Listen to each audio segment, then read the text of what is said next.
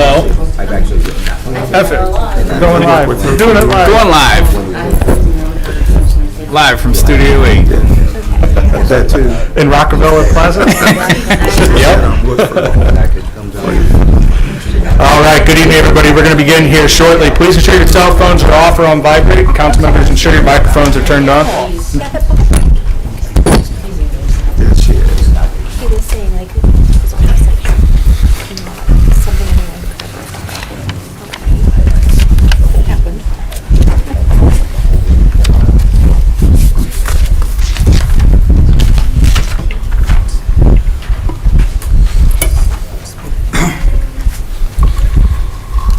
All right, today is Monday, March 11th, 2024. It's a regular legislative meeting for Barberton City Council. Before we begin our regular legislative meeting, we do have individual committee meetings this evening. And we will start with City Properties, Parks and Recreation with Mr. Chief. Thank you, Mr. President. I'd like to bring the Properties, Parks and Recreation Committee to order. It is Monday, March 11, 2024. Time now, 18:03. Was I supposed to say 6:03? No? Okay. Hey. I'm with you. Okay. Yes, there's a link in. And we are in the council chambers. All members of my committee are present, including myself as chair, Gerhard, Hager, and Greer. And we just have one appointment tonight. Per Barberton's City Charter Selection 6.03, Parks and Recreation Commission, Membership and Organization. A letter from Thomas Harden, President of Barberton Board of Education, requesting the appointment of Ms. Cindy Sutton for a 5-year term beginning from the date of her appointment and ending December 31st, 2028. Her resume is attached. That's all that I have. Is there any discussion from the committee? Thank you, Chair. There was some questions raised last week by a citizen with the advertisement of this, that seat wasn't really open. It was already had somebody on it. But are you aware if there was any other applicants that applied for that position? To my recollection, at the last meeting, that position was chaired by Tom Harden, Okay. who was stepping down, and I don't know if it had to be replaced by a Board of Education member. I think it did. Yes, when Tom Harden decided to step down, the Board of Education automatically gets a seat on the Parks Commission, and it was voted during our organizational meeting that Cindy Sutton would take that spot. Thank you. All right, thank you. I was, just for the clarification, that's what I was trying to understand. Was it an appointment, or was it an open application appointment for anybody on the board? Got you. Awesome. Thank you, Mrs. Ludwig. And Thank you, Chair. that is in the charter of 6.03, Got you. that we get 2 slots on the Board of Education. Thank you, Chair. Any more discussion, committee? Yes, sir. Thank you, Chair. Looking at her resume here, there is one glaring thing. Mayor, could we rectify this? Number 8, it says, do you know the date, time, location of monthly meetings for this board and commission? Her answer was no. I've looked online for the schedule but haven't found it. Is there a way of... Thank you. That's all I have, Chair. Thank you. Any more discussion from committee? From the body? Or from the gallery?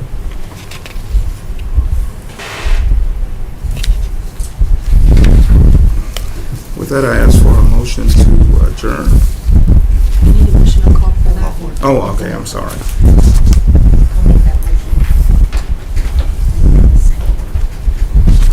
Need a second? I'll second. Thank you.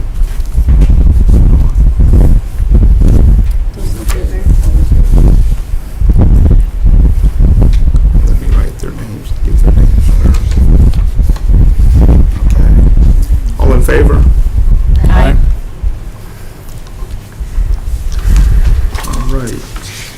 Do I have a motion to adjourn? I'll make that motion. Moved in second. Our meeting is adjourned. Time is now 18:07.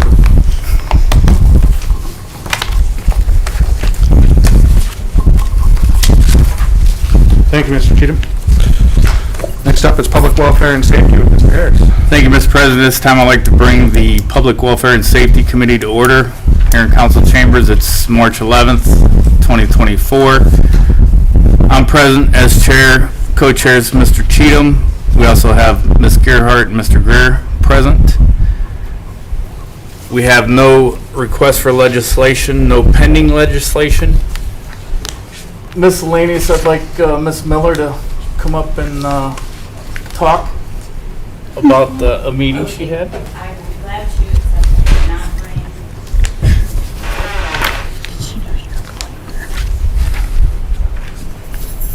money. I'll have to go upstairs and get the materials. Okay, we'll wait for you. Not a big deal.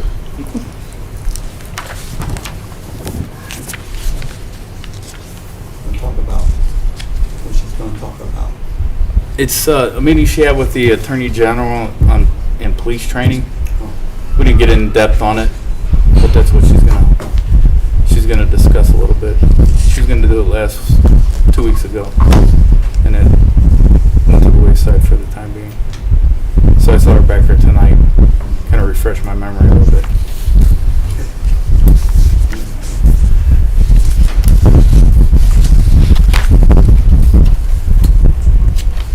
Yes, sir. Thank you, Chair. While we're waiting on Mrs. Miller, how's the integration of the new police cruisers happening? Seamless? Yeah, they seem pretty good. I mean, they came equipped with your lights and sirens and cages. The only thing they needed to do was put decals on them, furnish them with radios, and put the weapons and other equipment on them that we already had. So, pretty seamless. And I noticed that they have, well, it's a loaner they have right now, but they have one that's getting worked on. It was shorting out or something like that. But they're going well. You Ready, Miss Miller? Yes, Man, that was fast. That was quick. I am pretty quick. Thank you. I just mentioned to Mr. Harris about an opportunity that I had several weeks ago, and haven't had an opportunity to talk to him about it, so thought it was important to let council know. So many of you may or may not know that I was able to serve as the president of the Akron Bar Association, and part of that is getting to know other people around the state of Ohio. And of course, Judge Linda Teodosio has served as the president of the Ohio State Bar Association. And because she did that, I was able to serve on committees through the Ohio State Bar Association. And many of them were focused on diversity, equity, and inclusion. That was most of the focus throughout the state. And many of them focused on police reform. So I've become a person who gets included on committees to represent the prosecutor angle on those committees. So many of the other folks on the committee are more oriented towards maybe community legal aid or the defense side or civil rights side. And then I am invited to join to perhaps represent the law enforcement side or the prosecutor side. And I'm very excited about that. I am passionate about diversity, equity, and inclusion, but I'm also very passionate about law enforcement. So those two things together make me very excited about those things. So we did, one of the first things that we were able to do was work on police reform legislation, and that meshed really well with Attorney General Yost's legislation for police reform. He had propositions, we had some, and those came together, and many of them moved forward. We also did a civics education initiative, and that can be found on myohiorights.com. If you go on that website, you can find those there. The Ohio Bar Foundation gave us a grant to develop what I would call video kind of animation that explains to students primarily how to use their rights when they're involved with the legal system, mostly law enforcement. Their right to videotape, their right to take a video with their phone, their right to what they're allowed to ask for or not ask for in ways that allow them to be safe and allow officers to be safe. And we felt that those, the way we did it, we consulted law enforcement, consulted defense attorneys, and really wanted to put it out there in a way that was very fair and non-judgmental, but that young people could understand it.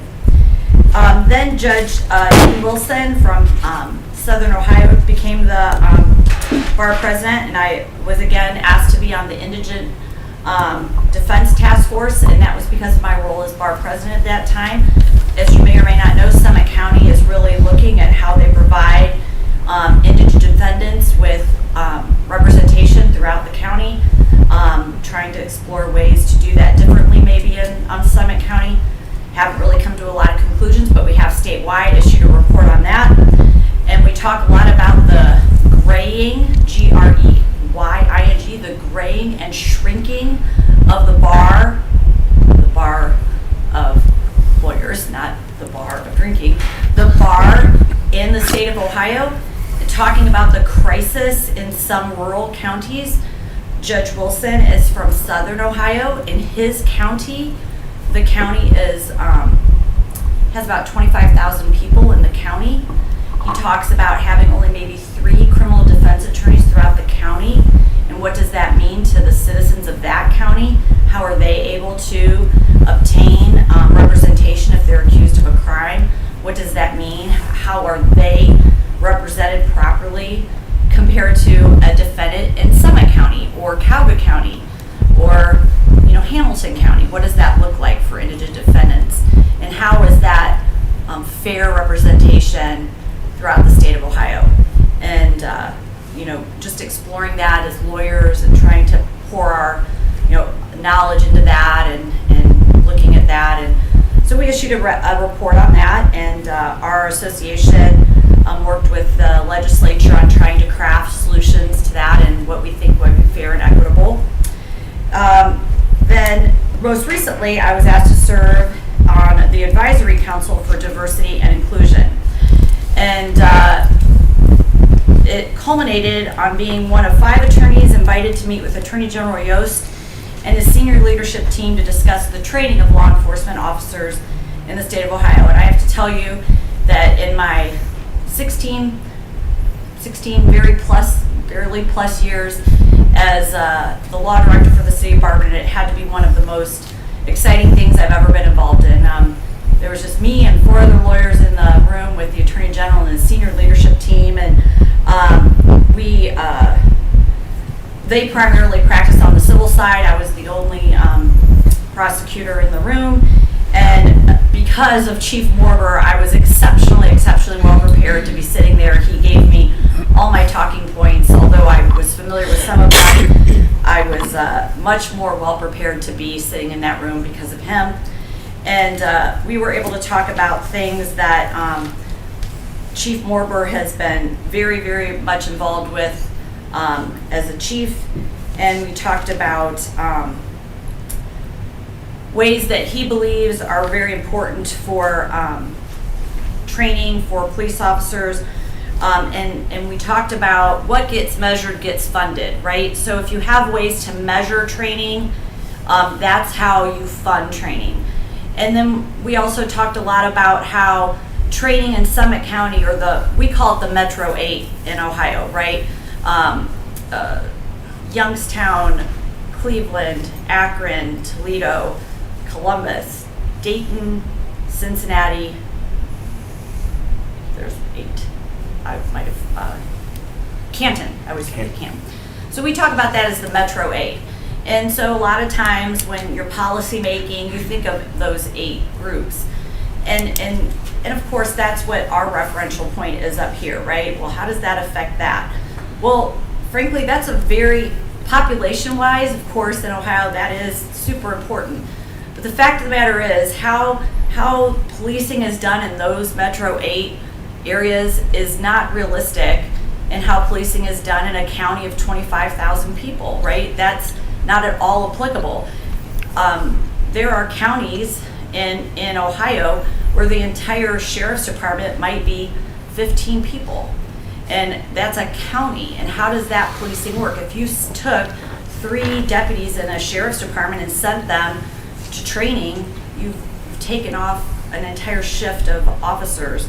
And if you took 3 officers off the road in the Akron Police Department, you wouldn't notice. And how do you train that? And how do you do that? And what's the implications? And they'll pass legislation, and Monty and Ken can speak to this. Oh, we'll pay for your officer to go to training. We'll pay their salary. Well, the problem is, what does the backfill look like? So if you backfill, if we pay for Monty to go to training, but we have to backfill Monty's slot, that's the overtime.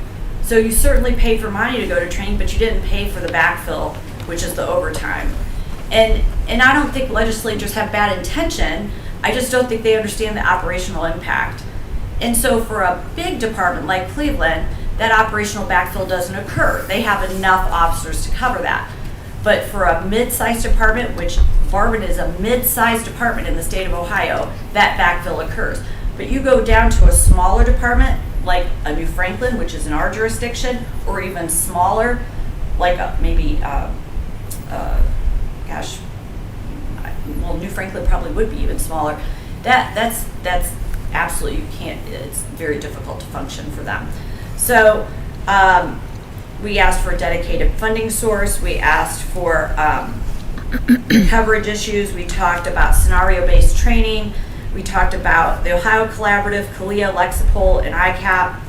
And I expressed my gratitude for the police shooting investigation they did here that occurred December 26th. The turnaround on that was pretty quick. Also, what I don't think many people realize is that prior to Attorney General Yost doing police shooting investigations, those investigations were conducted internally by larger police departments, and the county prosecutors did the review. Now under Attorney General Yost, Attorney General Yost's office does the investigation, and it's turned over to grand jury. Now, many law enforcement officers don't appreciate that process, but I will tell you from a best practice standpoint, that is best practice. And, he just implemented that, and, that deserves some credit for being a best practice. So those are some of the things I learned. That was one of the highlights of my career. I thank Councilman Harris for allowing me to present this to you. If you have any questions, I'd be happy to answer them. That's a lot of information as fast as I could talk, but it's very exciting, and it's just a really, really exciting time. And I'm very appreciative of the opportunities given to me by the Akron Bar and the Ohio State Bar to be able to do this. Thank you, Chair. I plan on coming and talking to you more about this. But off the top of your head, did you guys come to a conclusion or ideas about the operational impact for training for small? I'm aware of multiple programs, Back the Blue, a lot of Knights Armament, that pay for training, as was mentioned. But was there any notes or ideas to minimize operational impact? Yep. I think his name is, he's not here. Chief Morver would be able to tell you for sure, but I think his name is Tom Quinlan. He is in charge of OPATA. And one of the things that they used to have at, oh my gosh, what is, this is what, 57 looks like. What is, BCI used to have all the regional campuses, then they condensed to one in London. And now they're like, oh man, that might not have been the best decision. But I give them credit, they're like, okay, we're gonna do this a little differently. And they're gonna take training regionally, but not open regional, what I'll call campuses. They're gonna utilize actual campuses. So they're going to do regional training, but do it at university campuses. So they plan to take the training to the police departments, but at campuses, which makes sense. There's state campuses all across the state of Ohio. So that is their intention, is to do it that way. Awesome, thank you. Any other questions? Thank you, Mrs. Miller. Appreciate it. Thank you. Any questions from my committee? Other counselors? Ms. Gallo? No? Motion to adjourn, please. I'll make that motion. Second. We're adjourned at 5:22. 6:22. Or 6:22. You're off. Change your watch. No. I'm looking at the clock right Yeah, there. clock's wrong. Clock's wrong. 6:22. All right, thank you, Mr. Harris. Next up is Rules Marketing and Development with Ms. Gerhardt. Thank you, Mr. President. At this time, I'd like to bring Rules Marketing and Development Committee to order. It is Monday, March 11th, 2024, and the time is 6:22 p.m. We are in council chambers. All members of my committee are present, including myself as chair, Mrs. Beck, Mr. Heidick, and President Greer. All their council members and others as noted on my sheet. I have no new requests for legislation at this time. I have one pending piece of legislation, Ordinance 24-2024. This is the CDBG Annual Action Plan Amendment, an ordinance of the Council of the City of Barberton to approve the amended FY 2019 and FY 2023 Community Development Block Grant, CDBG, Annual Action Plan, and declaring an emergency. That's all I have for pending. Another reminder, if you want to recommend any rules to be added, changed, or have questions on any rules, please reach out to me. Is there any topics for miscellaneous? From the body? From the gallery? Do I have a motion to adjourn? Thank you. A second? I'll second that. Thank you. This meeting is adjourned at 6:24 p.m. Thank you, Ms. Gerhardt. You're welcome. City Utilities with Thank Mr. you, Griffin. Mr. President. City Utilities. I would like to call this meeting to order today, March 11th. We are meeting in council chambers. All members of my committee are present tonight. And we have one new request for legislation. We have a letter from Dennis Weaver, Utilities Director, requesting legislation to authorize the mayor to enter into a contract with HydroStop LLC for the procurement of valve insertion equipment in the amount of $108,518.38. Emergency wording is requested. Did everybody get a chance to read the request?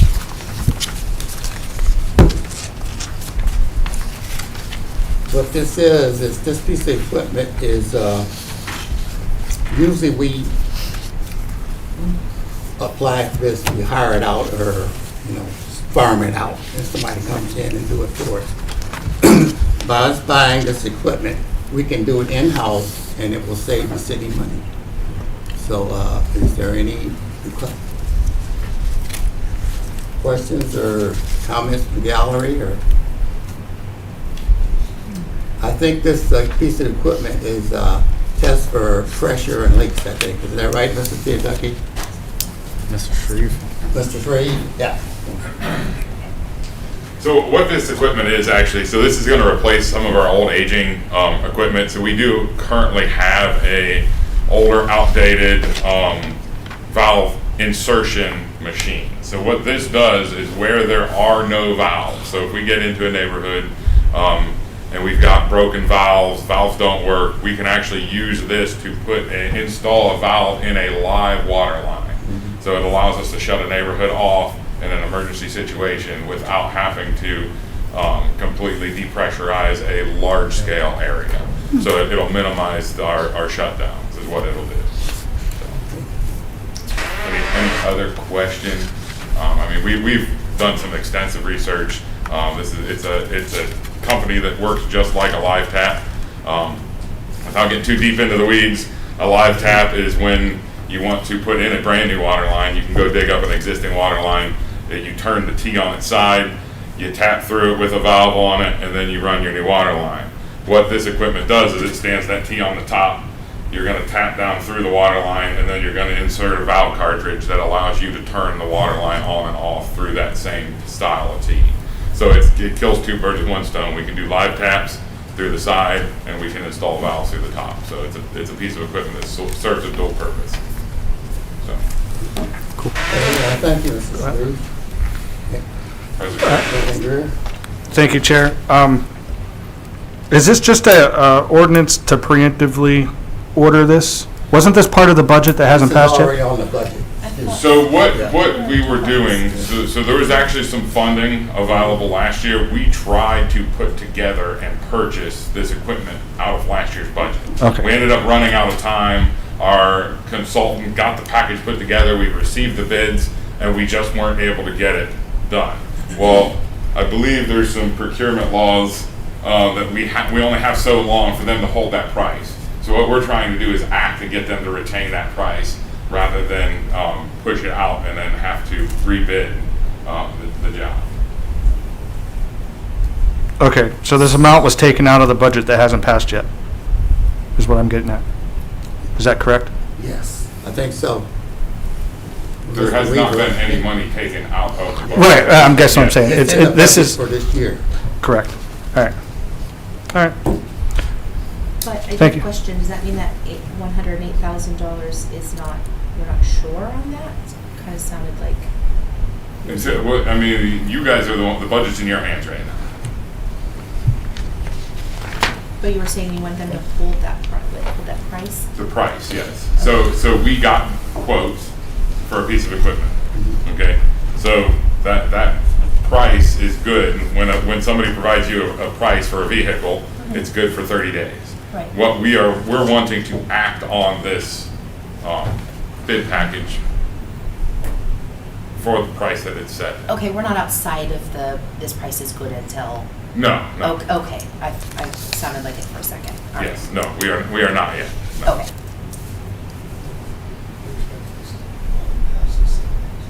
Yes, and this should pass the same night as the budget. Got it. I sort of remember him talking about this when we were talking about the budget. Yeah. I think Dennis did, yeah. Yeah, he did. So we touched on that Did, inside yeah. the budget. Yes. Thank you, Mrs. Shreve. Do we have any more discussion? If not, can I have a motion? Request this legislation. Thank you. I'll A second. Thank you, Mrs. Beck. All in favor? Aye. Aye. We don't have any pending legislation. Do anyone in the gallery or council have anything else for rules? I mean, for city utilities? Hearing none, could I have a motion to adjourn? I'll make that motion. Thank you. Second? I'll second. Thank you, Mr. Beck. We are adjourned at 6:33. Thank you. With that, I pass. Thank you, Mr. Griffin. Old habits die hard. Yeah, I do. Didn't I do that last week? Uh-huh. Yeah, and I do it just about every week, so we're good. All right, Finance and Personnel with Mrs. Thompson. Thank you, Mr. President. I'd like to bring the Finance and Personnel Committee to order. It is Monday, March 11th, 2024. 6:31 PM here in council chambers. All members of the committee are present, which includes myself as chair, Mr. Heidick, Mr. Griffin, and President Greer. All other council members are present as well, and guests as noted on my agenda sheet. We reserve legislation requests for committee of the whole nights. So next up, we will have the presentation and approval of the finance report for the month of February.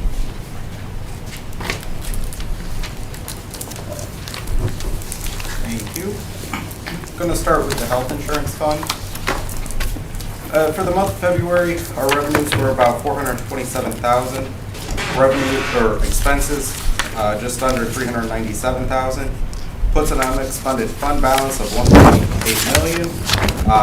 Over the past 12 months, that's a decrease in the unexpended fund balance by about $270,000. A lot of that just has to deal with that healthcare holiday that we took last year in the month of April. That's what drew down that balance. Net year to date is a positive $22,000. Moving on to the income tax fund, our estimate was just shy of $1.1 million. We collected a little over $1.2 million. Puts us over our estimate by $500,000, a little over $500,000. We did transfer everything that was in the temporary budget that was passed at council at the end of last year. We did do that full transfer this month, which was a little over $3.4 million. Moving on to the statement of cash receipts and disbursements, we have a few funds in the negative. It's the usual funds. First off is the FEMA fund. Those are the reimbursement grants for the dam, 15th Street, 14th Street, and Arthur, which I think Arthur and 15th Street are completed. I think we only have 14th Street left on the flood mitigation. Other fund in the negative is the CDBG. That's our HUD grant. Once again, once we pay the expenditures, we get reimbursed. And then the only other fund in the negative is on the next page, Fund 661, the General Liability Loss Fund. As we pay those in, it's just due to an encumbrance, a large encumbrance. But once we start paying down on these invoices and charging it back to the departments, that fund will get out of the negative. Moving on to the last 3 months of activity, you'll notice the general fund did shoot up by about $2.5 million compared to last month. A lot of that just has to deal with us doing that large transfer of almost $3.4 million. Special revenue funds, you'll notice, went down. Once again, has to deal with that transfer because income taxes in the special revenue funds, transferring that money to general funds is going to lower this special revenue funds. Enterprise funds is up by about a little over $600,000. A lot of that has to deal with the encumbrances outstanding. If you notice, the encumbrances outstanding in the month of January was a little over $3.1 million. In the month of February, it went down to 2.4. So just we don't have as many encumbrances outstanding, which brings up the unencumbered cash balance. And then all other funds did increase by about $172,000. And then if you look, our unencumbered cash balance overall from last month to this month is about $1.7 million more. Comparing February of 23 to February of 24 on the final page, you'll notice the general fund went down by about $2 million, a little over $2 million. As I explained before, we're starting to use up the lost revenue money in the general fund. We had a lot of projects.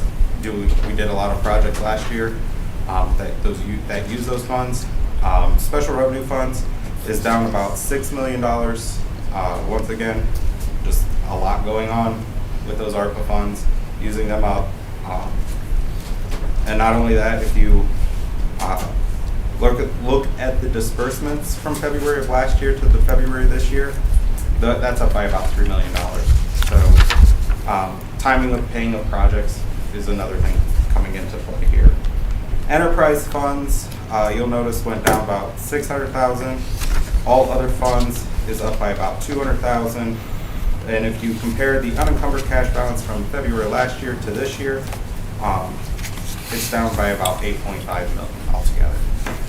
Any questions? Thank you. Thank you. All right, can I have a motion to call for this? So moved. Thank you. And a second? I'll second that. Thank you. Those in favor? Aye. Aye. All right, for pending legislation, we've got the budget.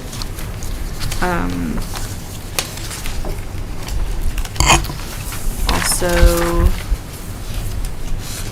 an ordinance, amending ordinance 73-2022 for non-bargaining employees' pay grades.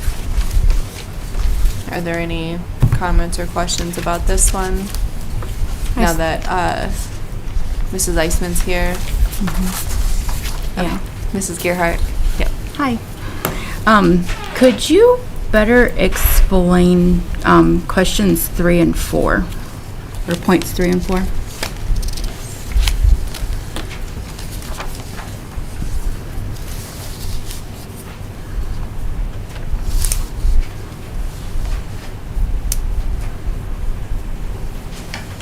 While she's looking that up, I just want to say, as far as the budget goes, we'll circle back to that once we get through this, obviously. 10-4. Excuse me.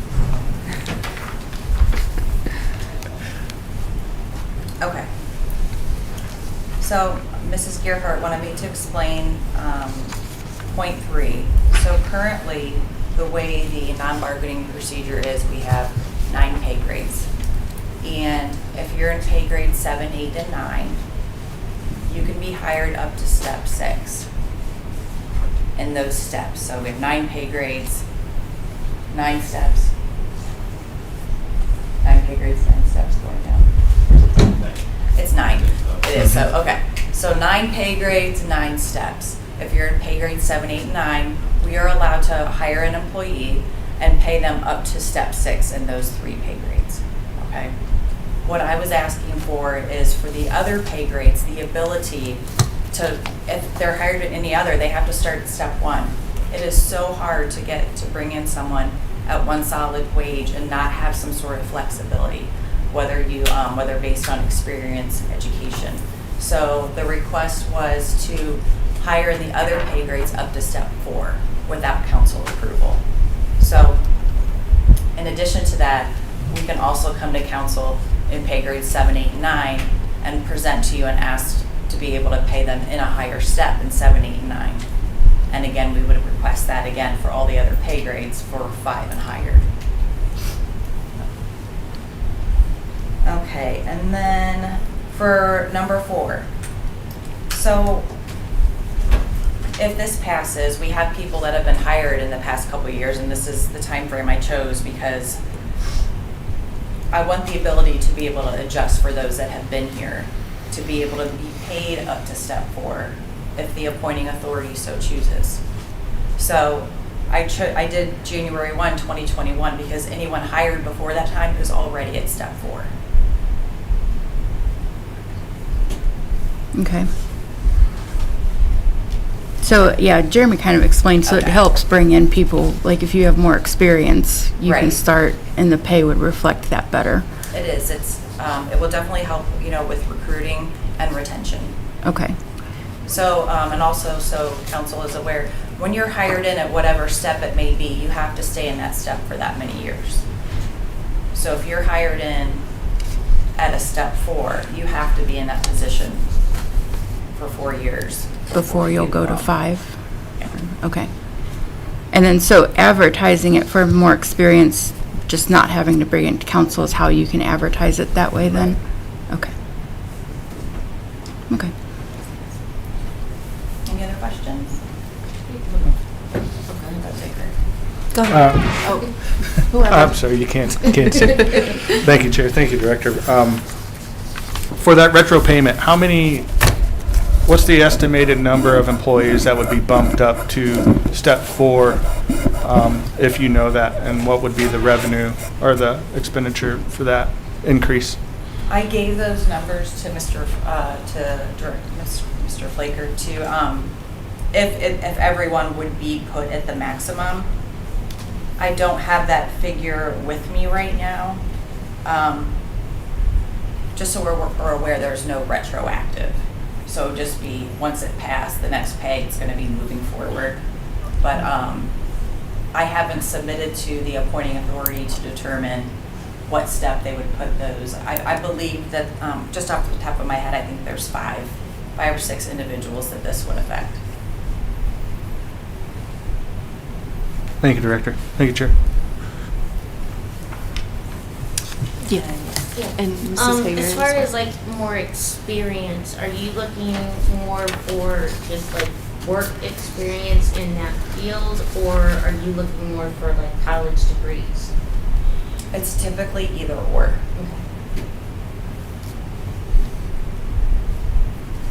Are there any other questions for Mrs. Eisman? Yep.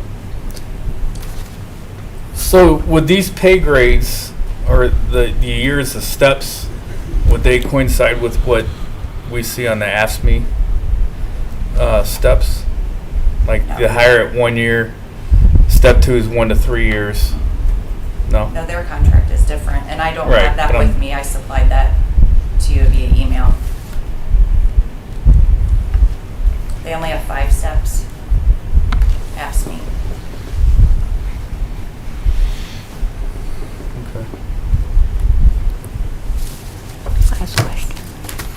And a couple more things, we're going to be talking about paying a bill to Retzel Consulting. Can you explain what Retzel is? For me, I don't pay Retzel Consulting. Oh, I thought Yeah, it came but through. We'll I'm get sorry. to that when we We'll get get to it. that. Sorry, Sorry, this wrong is for person. the pay grades and things like that. Are there any other questions regarding this legislation? Sorry. Okay, thank you.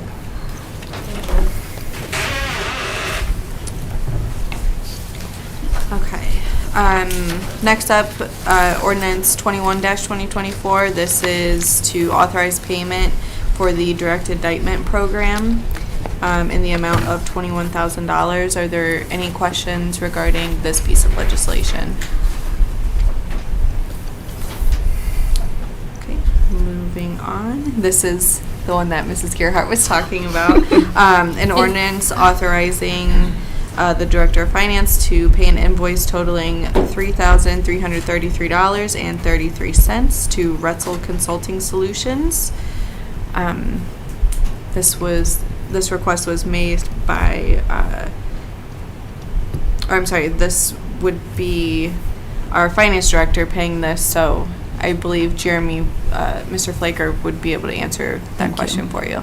I tried Googling it, I just couldn't tell. Oh, okay. I was gonna say, that would be more than likely he. He uses Russell Consulting, not me. Okay. So Rotzel is an economic development group that, it's a law firm that specializes in economic development and just developmental law. So we use them to help put together a lot of our developmental agreements. They help establish our TIF agreements on behalf of the city. So it's a law firm, but with an economic development focus, which is kind of outside of, obviously, my expertise. Okay. So they come up with how it has to be written out legally? Just to be very clear, they're Retzel and Andrus. Retzel, space, ampersand, Andrus. Retzel and Andrus is a law firm. I use Retzel and Andrus as a law firm for professional services. Also, the utilities department might use Retzel and Andrus as a law firm. They're a law firm. Retzel Consulting, which is what he's talking about, is a division of the law firm. They do not perform legal work. They perform consulting services. They recommend TIF agreements and so forth, but they can't draft them. It's like, read Thank my you. mind.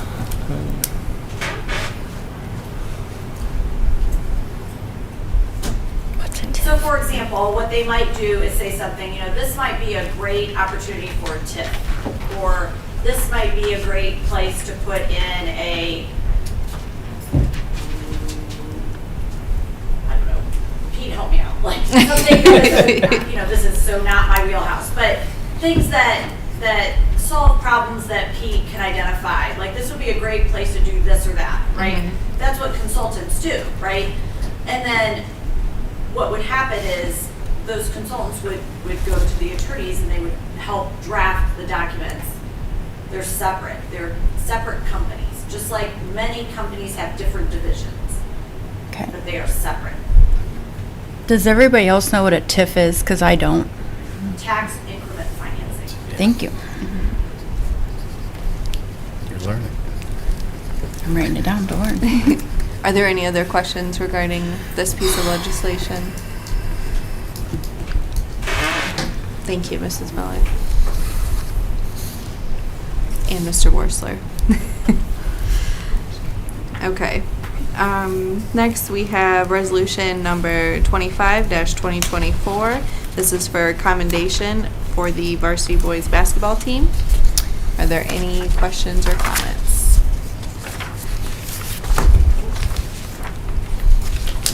Alright, for miscellaneous, we will get into the budget presentations we have for this evening. Yep. All right. Well, thank you very much for having us again present some different funds. We're going to start out with the clerk report, and the clerk report is here, Katie Reed. So she'll go over the budget, and we've got a few, what she's done, we've got a few on the city side.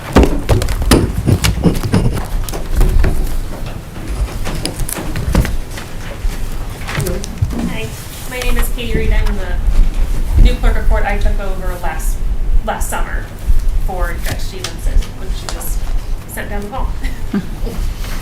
So one of my sections, that you'll probably have questions about, is the deputy clerk salaries. Last What year. page are you on? Oh, sorry, 49. Probably 4. Tab 4. Tab 4.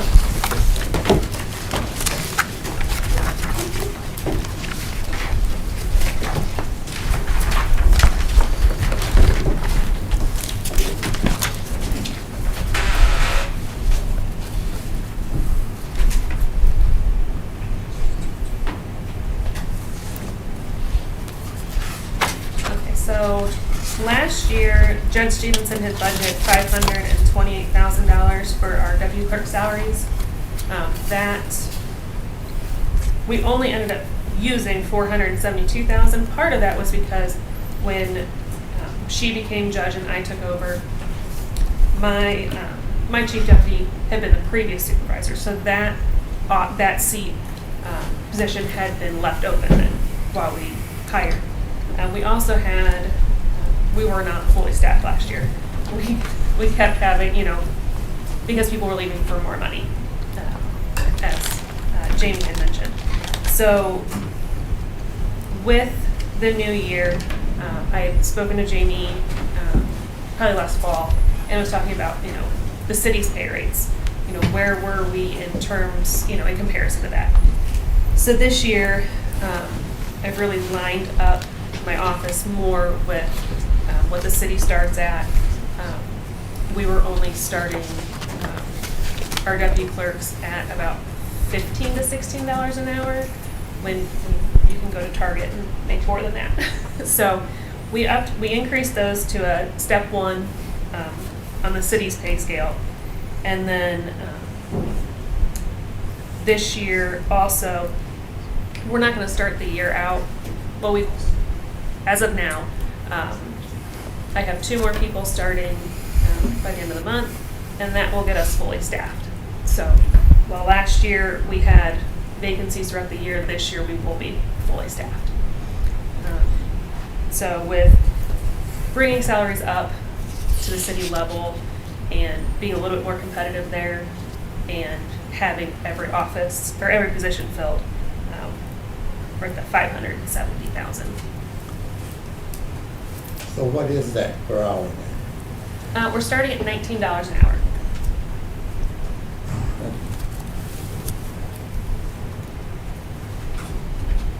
And then my salary is set by statute. And then the healthcare, medical, OPERS, those are all calculated with the salaries.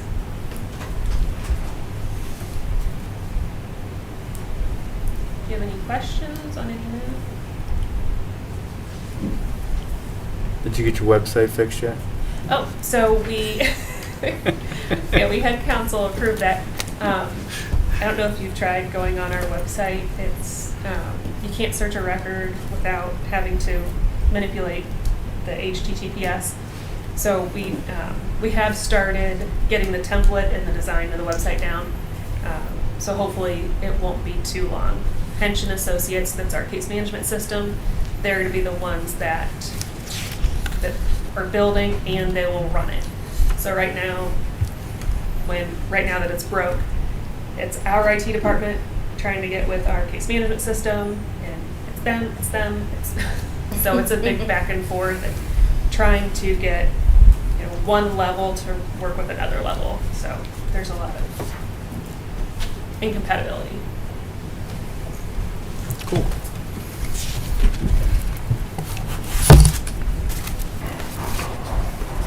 Do you have any questions about the rest of the budget, or? Okay, all right. Thank you. Thank you. All right, Mr. Shreve and myself will kind of tag team the rest of the budgets. So we're going to go to page 83, tab 5. This is the street operating fund.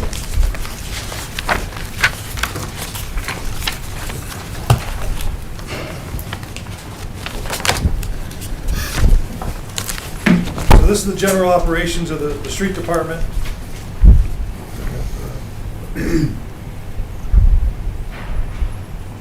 Feel free to jump in. Well, I think you got it. You want me to? Come on. I got that right on mine. Okay. All right, so you're starting on the revenue side? Yes. Page 83. Okay, so page 83 is revenue side. I mean, as you can see, line item, gasoline tax receipts, undivided auto tax, so those are all brought in through sale of gas, sale of auto, or the auto tax sales. And then the transfer is done from the income taxes, because this is a general fund account. So if we move to page 84. So 84, top line wages. Last year we budgeted 813, spent 652. That's down. I mean, our winter wasn't overly crazy. We weren't out plowing snow. We weren't doing a ton of that kind of stuff. So that always fluctuates. So similar to police and fire and others, we put all overtime and regular wages in the one line item. So that's one of those budgets where I'd rather overshoot and come in under than undershoot and have to say, hey, Jeremy.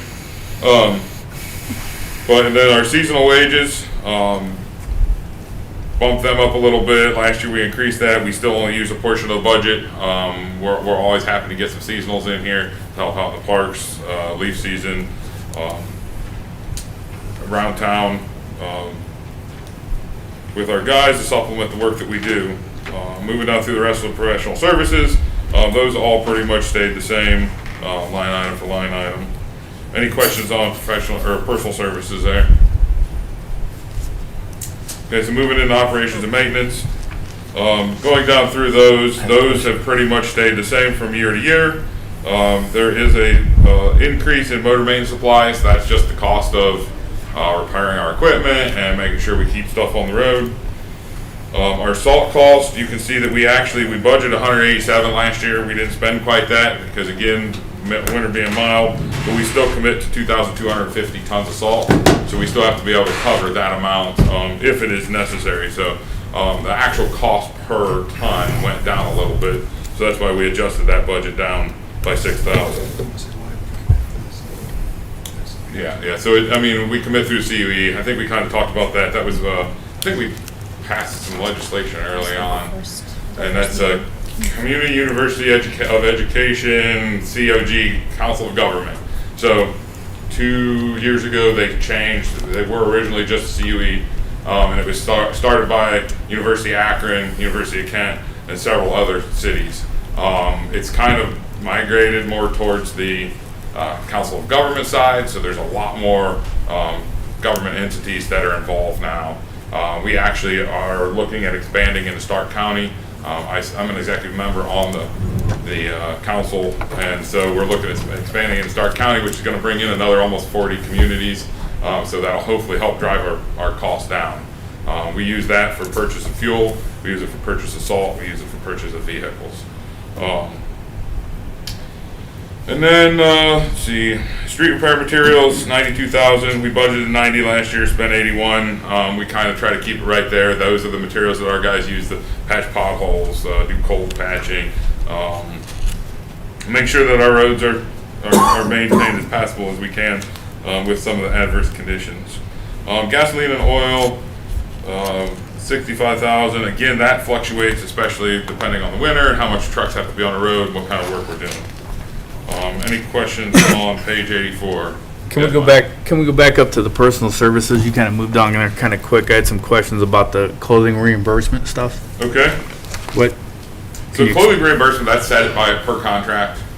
So the union contract, they get. Well, yeah, that's true. It depends on what department. But if the service department employees get clothing allowance for boots and clothing. Okay. So it's a clothing allowance, basically. Yes. All right. And then on the gym membership stuff? That's also per contract, and that what they do is they get reimbursed for How annual. is the membership. reimbursement done? I mean, like when we were in the police department, we produced a receipt and. They have to turn and submit a receipt for. Same way? Yeah, yeah.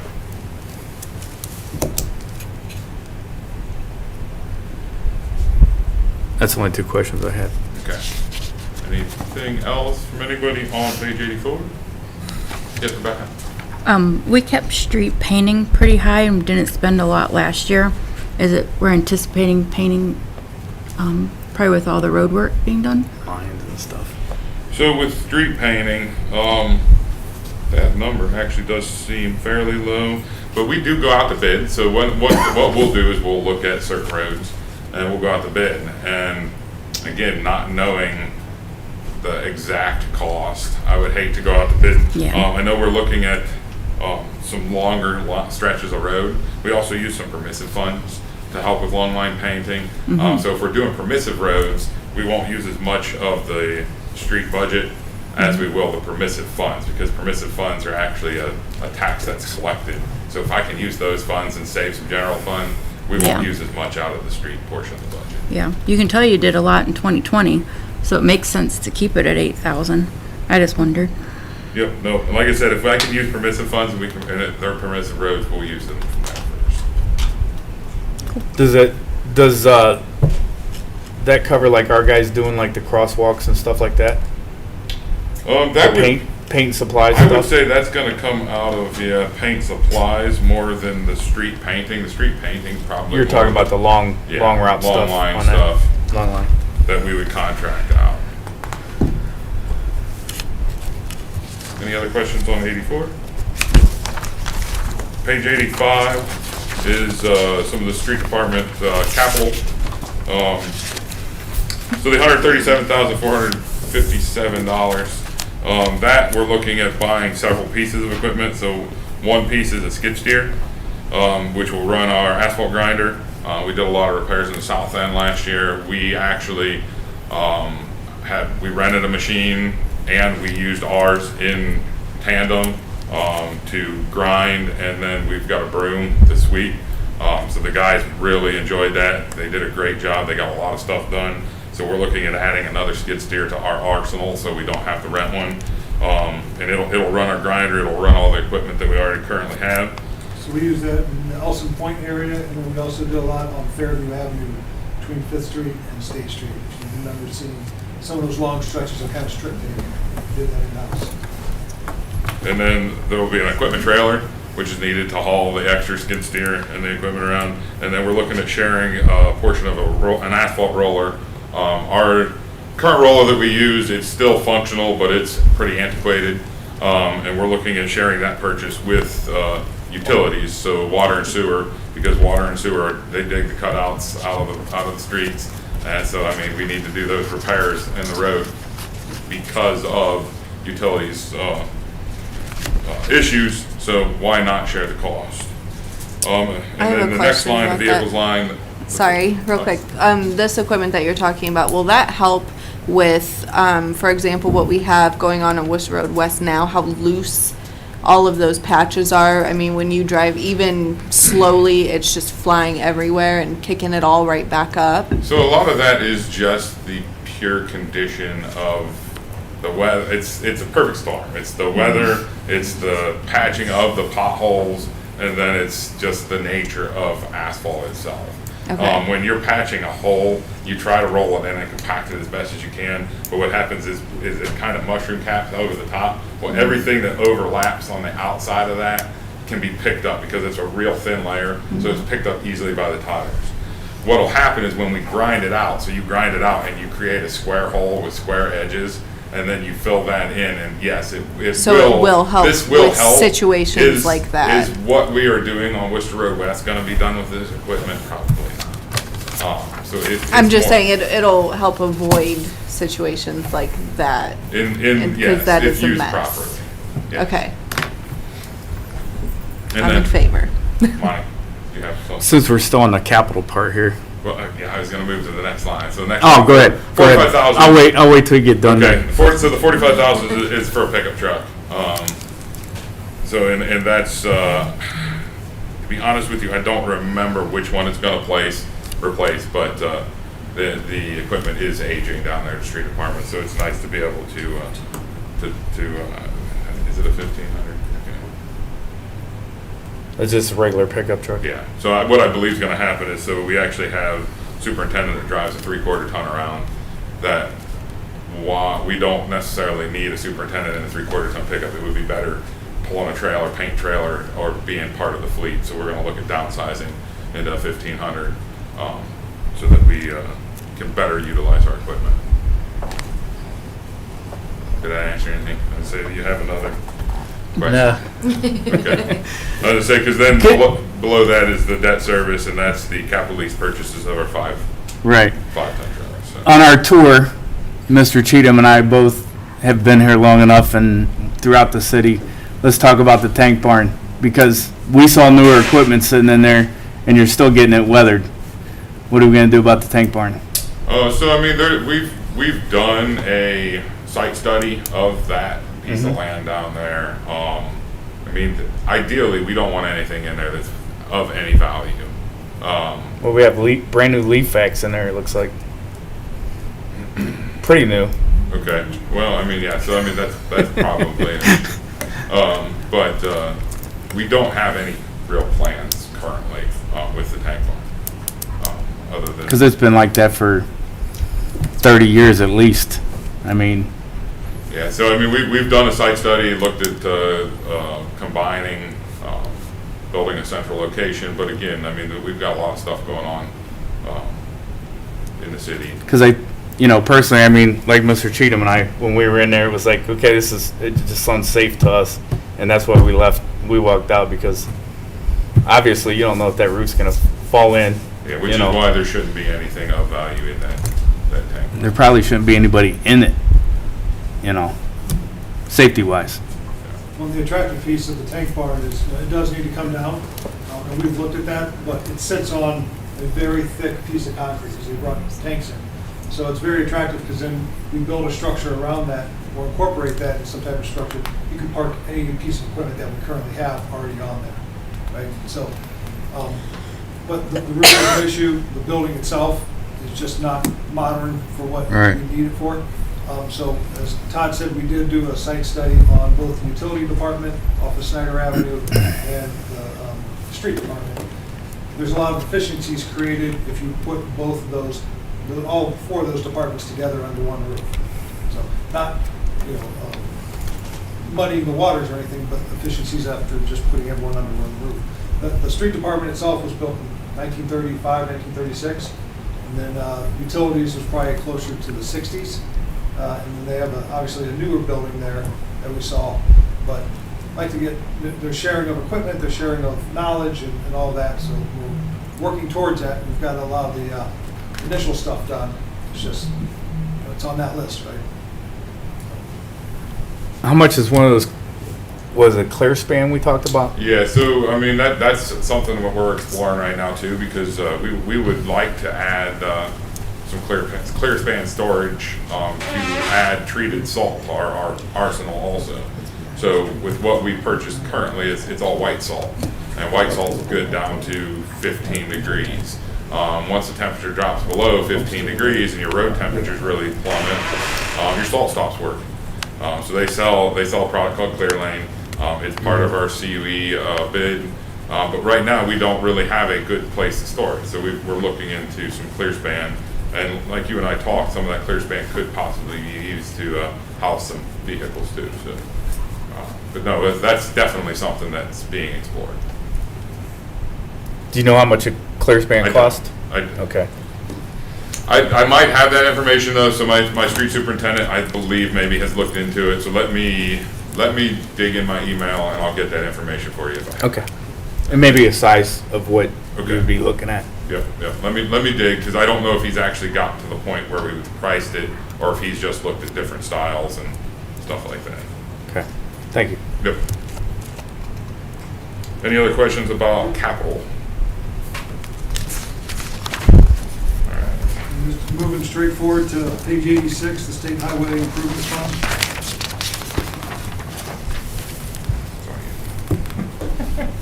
So as you can see on the revenue side, page 86, money comes in from gasoline sales tax. So budgeted $83,000, same as last year. You know, even though there might be a spike like there in revenue like there was last year, you don't want to, you want to be cognizant of that maybe is a one-time blip. If it comes in higher than budget, awesome. If it doesn't, we want to make sure that we've got at least enough in there to cover the expenses. So we feel comfortable with $83,000. Interest income, other miscellaneous revenue. So down on the expenses side, we pay for some of the wages and then the health benefits that go along with that, the roll-up cost. There are some treasury fees there, $50, and we intend to budget every year that amount. On page 87, that's it for that one. So then we flip to page 87, that's the permissive license tax fund that we discussed. So that is from the sale of license plates, and it can be used on, so that income, again, we budgeted $250,000 this year. We actually budgeted $235 last year, came in at $260, so we bumped it up a little this year for the revenue side. And then that revenue is generated and can be spent on permissive streets. So our permissive streets are the main thoroughfares through town for the most part. Norton? That's designated by the state. Yeah. And just a few of them, for example, Norton Avenue, Worcester Road, Robinson, State, and I believe Hopkinton, or some of them. 31st. I'd say that's probably not all of them. 31st is probably, and that actually can, I believe, you can Google permissive streets and it comes up with a map of the whole entire county. So what are the chances that we go just a little bit extra past 31st when we're doing Worcester Road?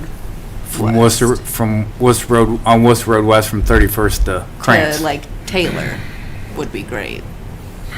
Well, Krantz for sure, but that, it's still, 31st to Krantz. maybe, yeah, Flickinger, Krantz, I would say. right there at Pettit's. Yeah. We've discussed Pettit's that Car wash. Yeah, before. so that has been, I mean, we're taking that into consideration, especially putting together road programs. So. Yeah. Or at least in front of Magic City. There's a couple really rough spots right there. Yeah, that would be the last section that was never done, because we did get grant money from Krantz West. Right. So it only makes sense. So, yeah, we looked at that. Okay. Thanks. So that was the revenue portion of permissive.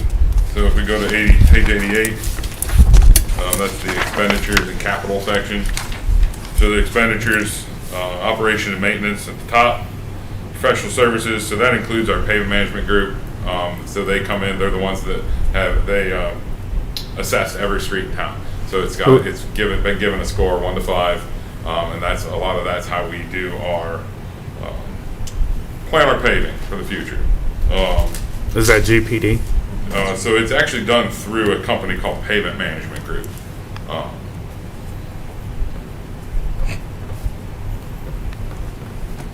And then Street repair and maintenance, line item, the 45,000, that also includes long line painting, crack sealing, other miscellaneous road maintenance for permissive streets.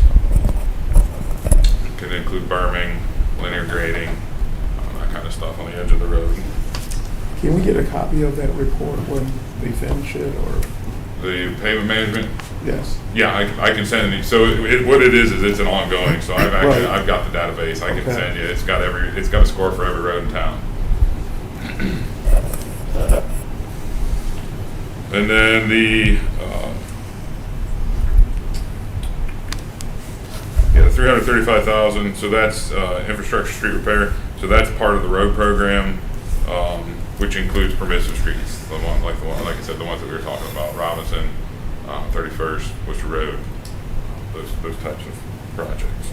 Anybody have any questions on page 87 or 88? Yes, President Gray. Thanks, Director. I just got a quick question. Would all council be able to get that report that Mr. Cheatham asked for? I can send you the spreadsheet, like I said, and I don't remember if it's a 1 to 5 or if it's a, poor, bad, poor, Sure. Average. moderate, average. We won't hold you to it, but Yeah, so gives you I it may gives you have been the the one that put a 1 to 5 score to it Yeah. because it was So easier. there's no to- scale on there? Like I said, it explains. You'll understand. Okay. When you see it, you'll understand. Yeah, yeah. No, Will it's you see pretty self-explanatory. Stratford as a 1? a 0. With that report, that's just one of the ways we use to create a list. Because it could be a poor street, but we know that maybe homes are going to be built on it. So why pave it knowing that homes are going to be built on it in the near future? Or maybe the water line needs replaced. So let's try to go get grant money to replace the water line before we pave it. So it's just one mechanism that we use to keep that in your mind as you look at it. Because there's a lot that goes into the street paving program. It's a very fluid process. We're constantly talking about it. Since we're on the paving subject, who makes a determination on what roads get paved? Like, say, this pavement management group gives you a rating or whatever. Who makes the decision? So ultimately, the decision is made by the administration with input from council members, citizens, street department. Statistics. We'll look at how many tons of asphalt. Again, how many water break cutouts. Is it something that's on our radar to replace the water line? So there are a lot of things that go, but ultimately the decision is made by the administration. Okay.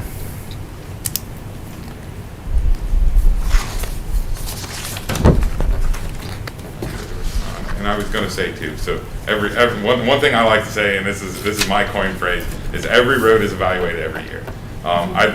I drive around town. I listen to what people say. I listen to the council. We try to look at every road, and if I could pave every road, and we had the budget to pave every road, they'd all be brand new. So Well, it just gets bad when you're going down the road and people are yelling at you, "Hey, pave my road!" yeah. Get used to that. Well, and I can tell you, I worked in the street department during the summers in the mid to late 90s, and it was the same thing. Now it's to the point when issue 8 passed, everyone was happy, roads are getting paved. Now the complaint, we knew this back in 2013, the complaint now is, well, you haven't done my road yet. Yeah, you've done this road and that road, but you haven't done my road. And so we knew that was going to happen, and unfortunately it takes time. There was years when the city didn't pave anything. And not beating anyone up, they used the resources that they had, right? So it's just going to take time. The other thing is too, with the passage of the budget and some of the equipment we're looking at purchasing, we are better equipping our street department to go out and make repairs. And the thing is our guys, they want to. They want to do the best job. They want to put their best foot forward. They want these roads to be in better condition. So providing them with tools that allows them to do this, I'm excited for them to give them that opportunity with a new roller and a grinder and that kind of stuff. I think that our guys are ready to jump at that task and knock it out of the park. So I will say, just in addition to that, as a little side note, want to give a little bit of a hats off to you, because I can't tell you how many times I've told you, hey, there's a really bad pothole on State Street, and the next morning I'm getting a thank you from someone because, you know, I let you know and you handled it. I take the roads serious too. Yeah. I mean, like I said, I have to drive them. I see them in town. I take the road seriously, and our guys, like I said, they knock it out of the park when they're given a task. They tend to, you know, rise to it. They have been on the tickets that I've sent in. You know, I at least get a message back. I can't say the same for building, but No, they've been good. My husband was driving up State Street to the expressway and he hit a pothole and actually flattened his tire. And so he, you know, called in for a tow, and Officer Mullinex came up to get behind him and stuff. And Was it right around Hiram? no, it was up by the highway to get on 76. Okay. And, We've got a manhole that but we've the guys, since you know, fixed there. Officer Mullinex called it in, and the guys were there, Okay. like, right Good. away. So, but yeah, State Street kind of needs looking at every day anymore, because every day he comes home and he's like, there's more potholes on State Street. Well, it's right in that tire lane too. Yeah. It's not in the middle of the road, it's right where the tire is. Exactly. So if you like try and move over a little bit, then you're like right on the middle, you know, the divided line, or if you're a little over, and yeah, it's a mess. Any other questions on that? Just a side note, with the paving program there, since we're talking about, before former Director Tracy left, he was setting up kind of a graph, do you remember that, President Greer? Of the progress by wards and percentages of streets. Number one, has that gone by the wayside? And number two, the number he had before he left, we were in the low 30% of every street in Barberton paved since the passage of Issue 8. After this year, will we have crossed 40%, do you believe? And is that program still available? So, you know, I can't find the spreadsheet that he used to input the numbers. We do have the graph. So we're trying to recreate that and add more to that dashboard. Dashboard, I couldn't think of the word. And I was gonna say, and I, without saying yes, I'm saying we're getting close to that 40%, for sure. You throw in about a mile of South Van Buren and just over a mile of Worcester Road West. Yes. And then Taylor Road when it's Taylor Road, done. I mean, we're getting real close, yeah, with outside projects too. Thank you. Rebecca? August 30th, we were at 35%, so I'm sure you're pretty close now. Yeah. So there's gasoline tax, and then there was license plate tax. Then there's also Issue 8, or Issue 8 was one of those two. So, In addition to this. That's Issue what's a 8 third in addition. part of it. Okay. And so the budget that includes the Issue 8 was actually passed in December. That's our capital road infrastructure Okay. fund. So that's this way we can get the road program put together and go to bid. So it's in our consultant's hands right now. Yeah. That should be going any day now. So. Other questions? On page 89, residential street resurfacing fund. There's only $3,500 in there. That was the fund that the city used to pave roads prior to Issue 8, prior to the 201. So the $3,500 in there for street material, we didn't want to put anything in the budget right now, but we can always come to council and appropriate money if need be for street material. Kind of a, just want to throw that out there since it is in the book there.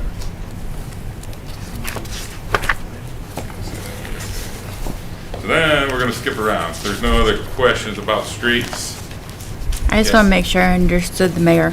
So after we figure out what roads we're doing, that's when this budget line gets higher? No, so that budget is actually, so the budget you're referring to is going to be I think it was passed in November. 201, right? It's street capital. So 201, so again, we passed that in It was in November. November, early December. So that's page 81. Page 81 and page 82 is actually street capital improvement fund. So that's where the permissive taxes, portion of the taxes go. And so that was actually, that portion of the budget was passed in November. So that shows project engineering at 50. It shows asphalt done at 1.2 million, and then concrete done at 800,000. So that's the issue 8 money.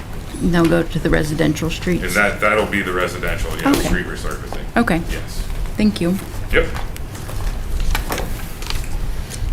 The next fund we're going to look at is tab 8, page 139, general lighting fund.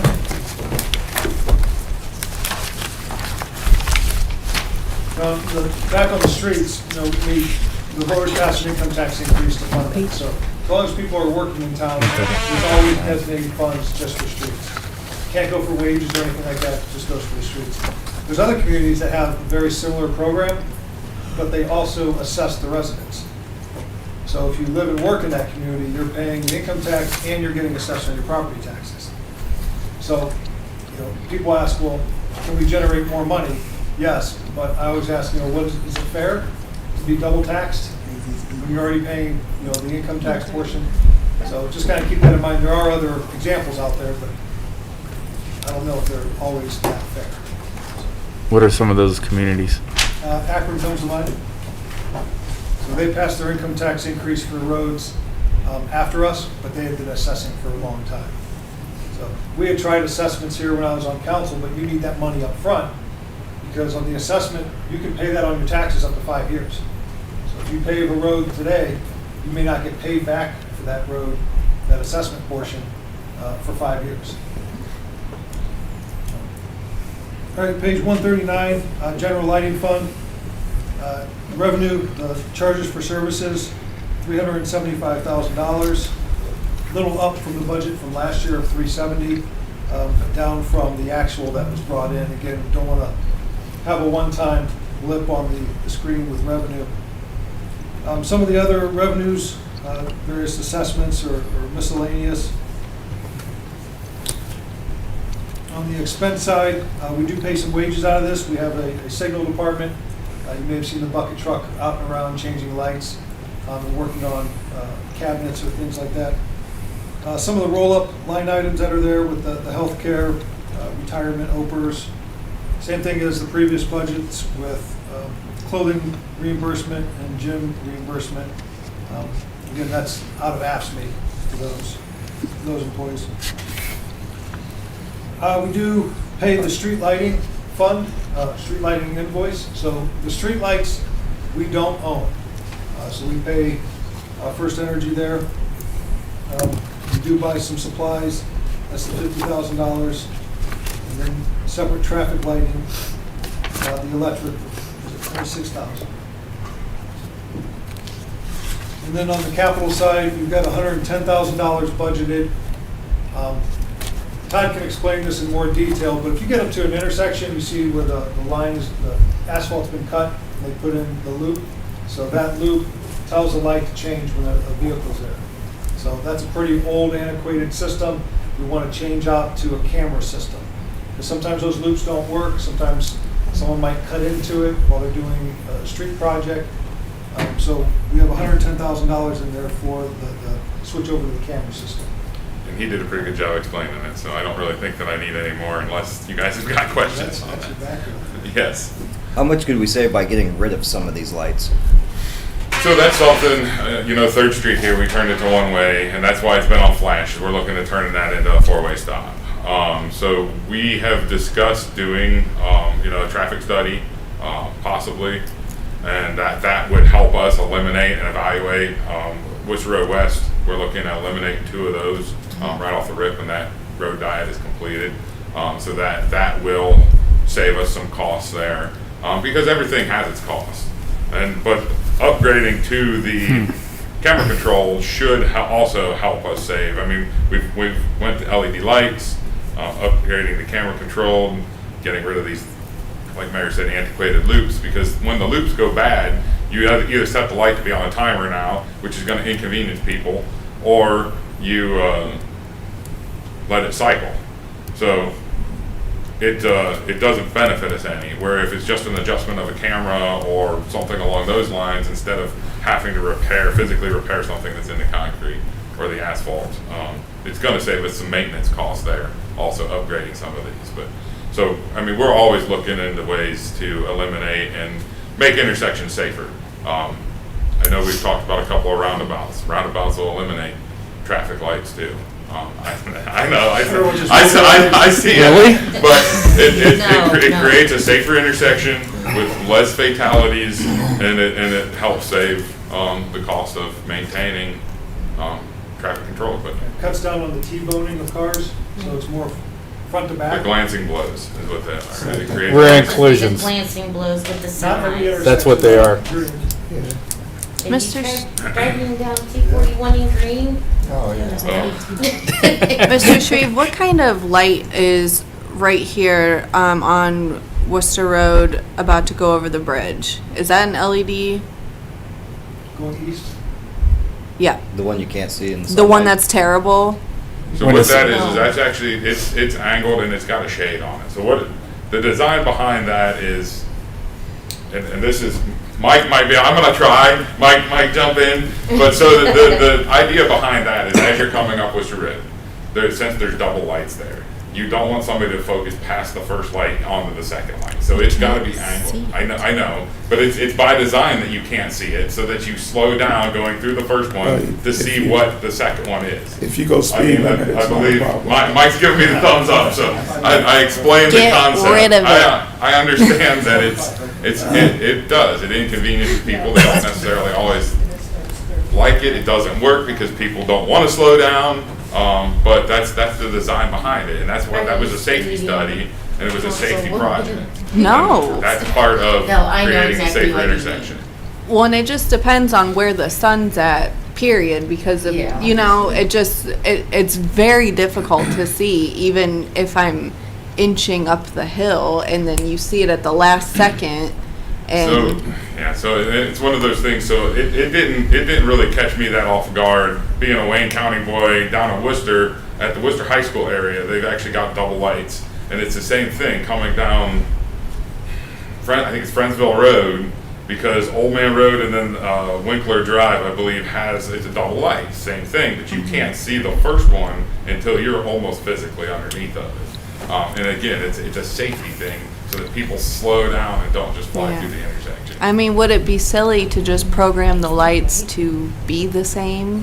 When this one's green, that one's also green, like it is in downtown Akron, boom, boom, boom? That's something that we could definitely discuss. Just an idea. Look into. The light's that terrible. may be a matter of upgrading the lights themselves too, so they can talk. Because Not a bad idea. I'm just saying, the light's terrible. Okay.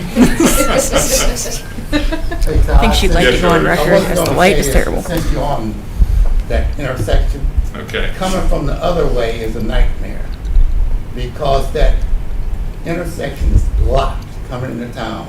And it's blocked on the weekend, it's blocked, and the other light is green, and the one at Wooster and Second Street is red. Oh, yeah. And you got the intersection blocked. And then So I think that comes down to a timing issue, like something. Taylor is speaking of. Yeah, that's why And it's need to be the same. Yeah. Yep.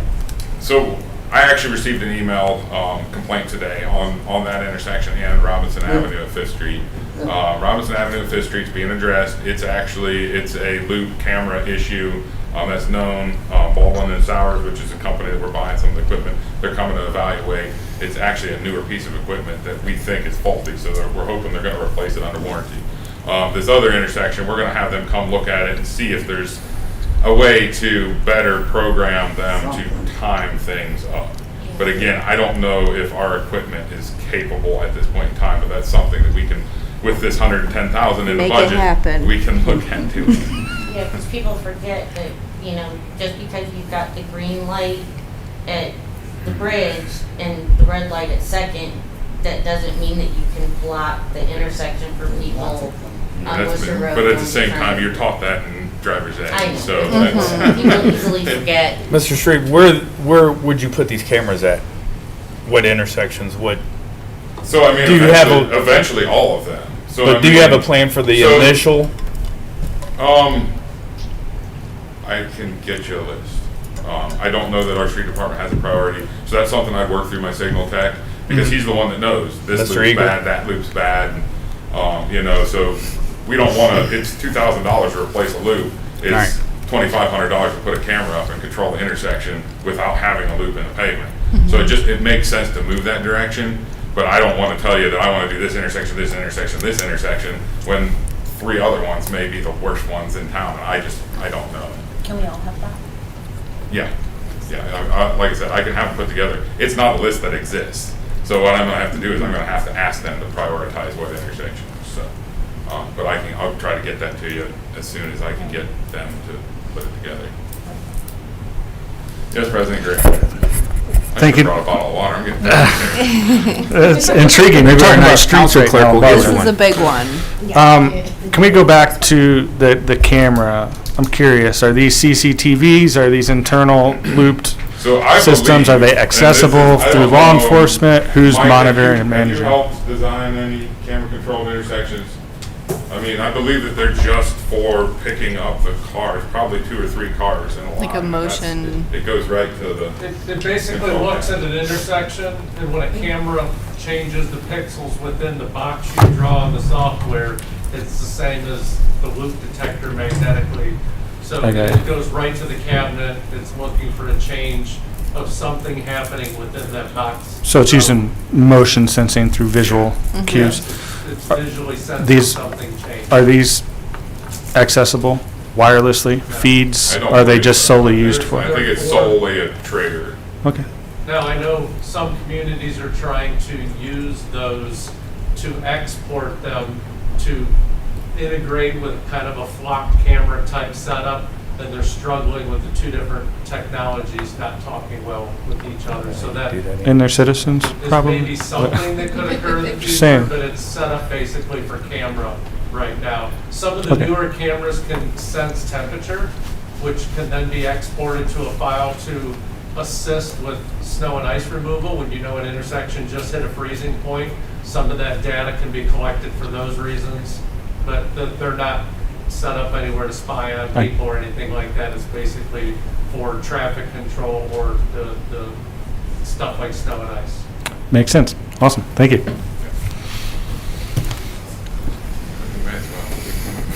What else you got, Joe? Any other questions on lighting fund? I say we're gonna do one more. This one's really thrilling. Is it a quick one?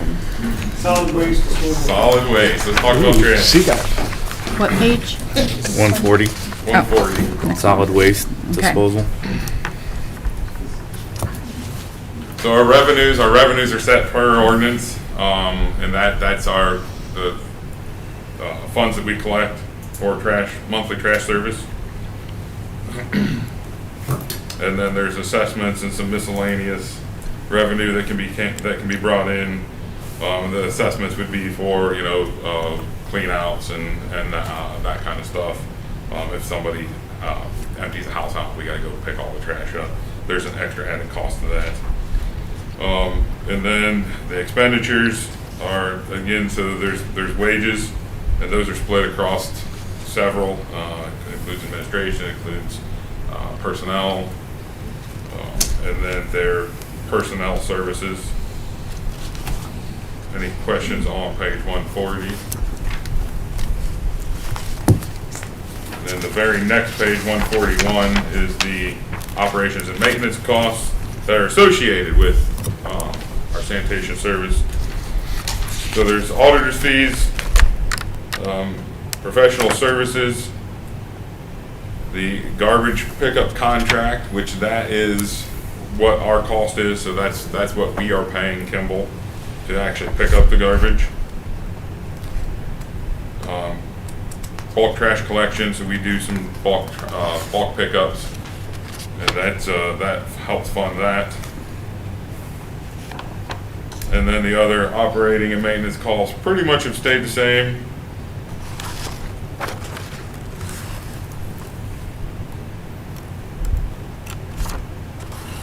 In the residential trash cleanup, you'll see that we only spent $1,806 last year. We budget 18,000. Fortunately, we didn't have to do a whole lot of residential trash cleanup last year. So we lowered the budget this year down to 10, and it's another one of those where I want to make sure, I'd rather have enough than not enough. You may remember in the last few years, we've done bulk drop-offs. So residents can show their utility bill or ID, they can drop off items. So that comes out of this fund as well. So springtime, spring cleaning, want to make sure that instead of dumping, people are getting rid of stuff and there's an avenue to do that. So that comes out of this fund. Do we have one of those planned for this year? We do. We'll have more information for you soon. It's coming, rolling out very soon. Tires. Tires. And then, Yes, sir. Years ago, we had a tire one. Do we plan on doing that one anytime soon again? I know COVID kind of put the kibosh on that. So the company we were working with at that time, who would take the tires, is no longer around.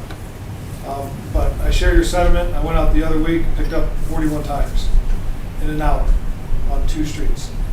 So we want to do something, trying to find another avenue to dispose of the tires, another company that can take bulk, not just a tire here or there. So yeah, we're looking into that. Second? I got a quick question since we're up in that area. On the garbage pickup contract, that budget of 2.5 million, you said that's what we pay Kimball? so yeah, so that is our monthly trash bill. So that's the portion of the budget. does that include the 99-cent increase that we just had? Yes. Okay. And then in the capital portion, there's 10,000 for building, which that helps. We house trash cans down at the utility garage. We deal with portions of that budget here at this building. So those are costs associated with make capital improvements to the buildings. And then the equipment furnishings, so you can see that it's went from 20,000 to 200,000. We're actually looking at doing paying for a percentage of a truck that we use to collect trash around Main Street downtown, on Tuss, 2nd Street, all our downtown cans around the parks, that kind of stuff. And we're also looking at replacing a lot of receptacles this year and upgrading receptacles in the parks and on downtown streets. Including the trash can holder, the metal trash can holders, you see. So that's why we increased that budget by so much. They're looking at doing a 3/4 ton, I believe, with a dumper body in it for trash collection. What's that run? Roughly. So I'm gonna 55, 60. And we can't just have Kimball contracted to pick up at the parks? So they would come in on specific days and do it. We know that there's a greater need at times, and so we make it, especially if there's ball games planned, we want to make sure that everything's and the trash is empty. So the truck during the summertime every day goes around Lake Anna at the bottom rung and the top. If there's trash overflowing downtown, it'll get that, and it'll get all the ball fields or parks.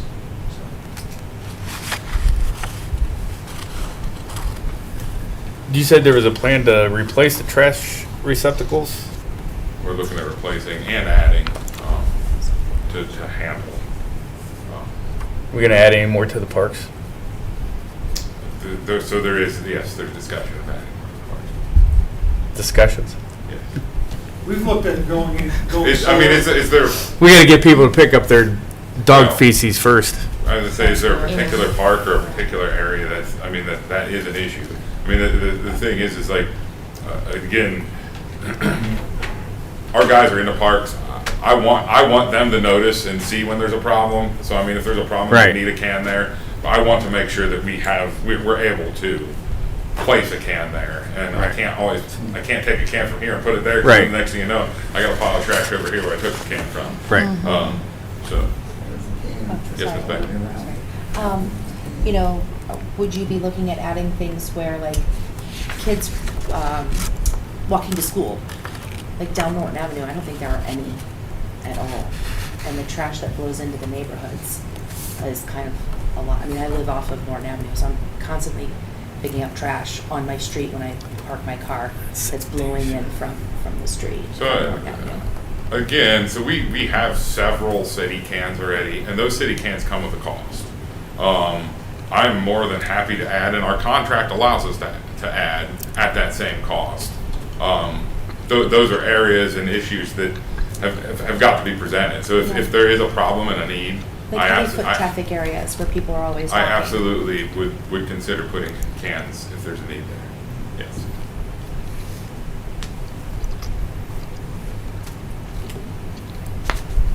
Any other questions about solid waste? Let's talk about trash. No? All right. All right, that's all we had for tonight. All right, thank you. Thank you. All right, is there any other miscellaneous for finance? From council members, the gallery, anybody? Can I have a motion to adjourn, please? I would second that. Alrighty, we are adjourned at 7:42. All right, that concludes our individual committee meetings for this evening. We're going to take a 10-minute break and come back and begin the regular legislative meeting.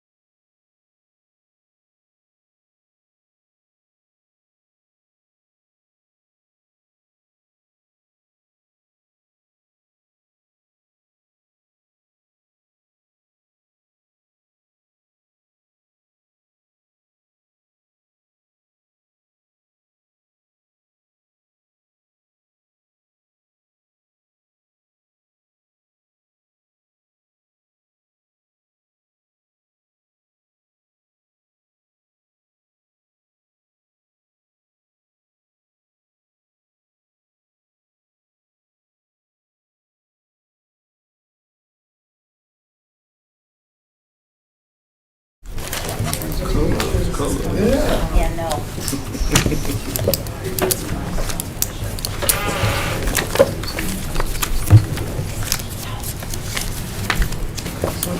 All right. Let's go ahead and get this show on the road. Might take a while.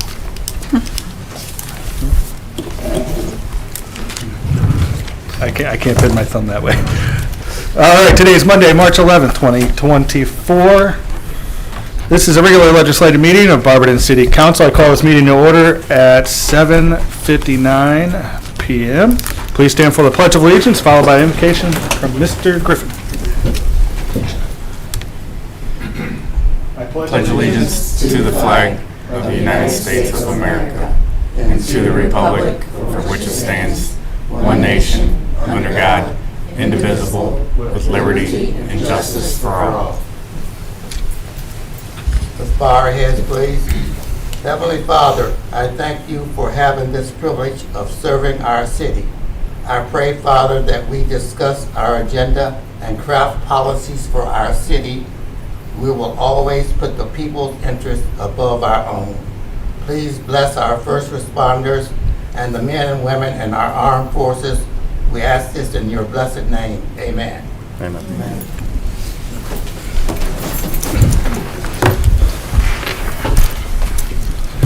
Thank you, Mr. Griffin. Clerk, please call the roll. President Greer. Present. Mr. Heidick. Here. Mrs. Thompson. Here. Mrs. Hager. Here. Mr. Cheatham. Here. Mr. Griffin. Here. Mrs. Beck. Here. Ms. Gerhart. Here. Mr. Harris. Here. Approval of the minutes. Approval of the minutes of the regular legislative meeting held on Monday, February 26, 2024.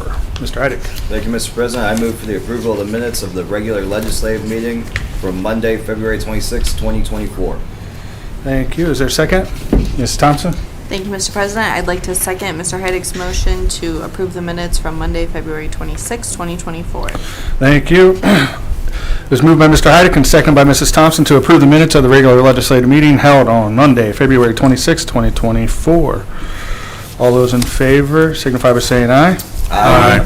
Aye. Opposed? All right, minutes are adopted. Petitions and claims? There are none. Matters requested? They've all been dispersed. Citizens addressing council. There were none, but I will just ask one more time. Is there any citizens that would like to address council? All right. First reading of ordinances and resolutions. Ordinance number 21-2024, presented by Mrs. Thompson. Title, Authorized Payment Direct Indictment Program.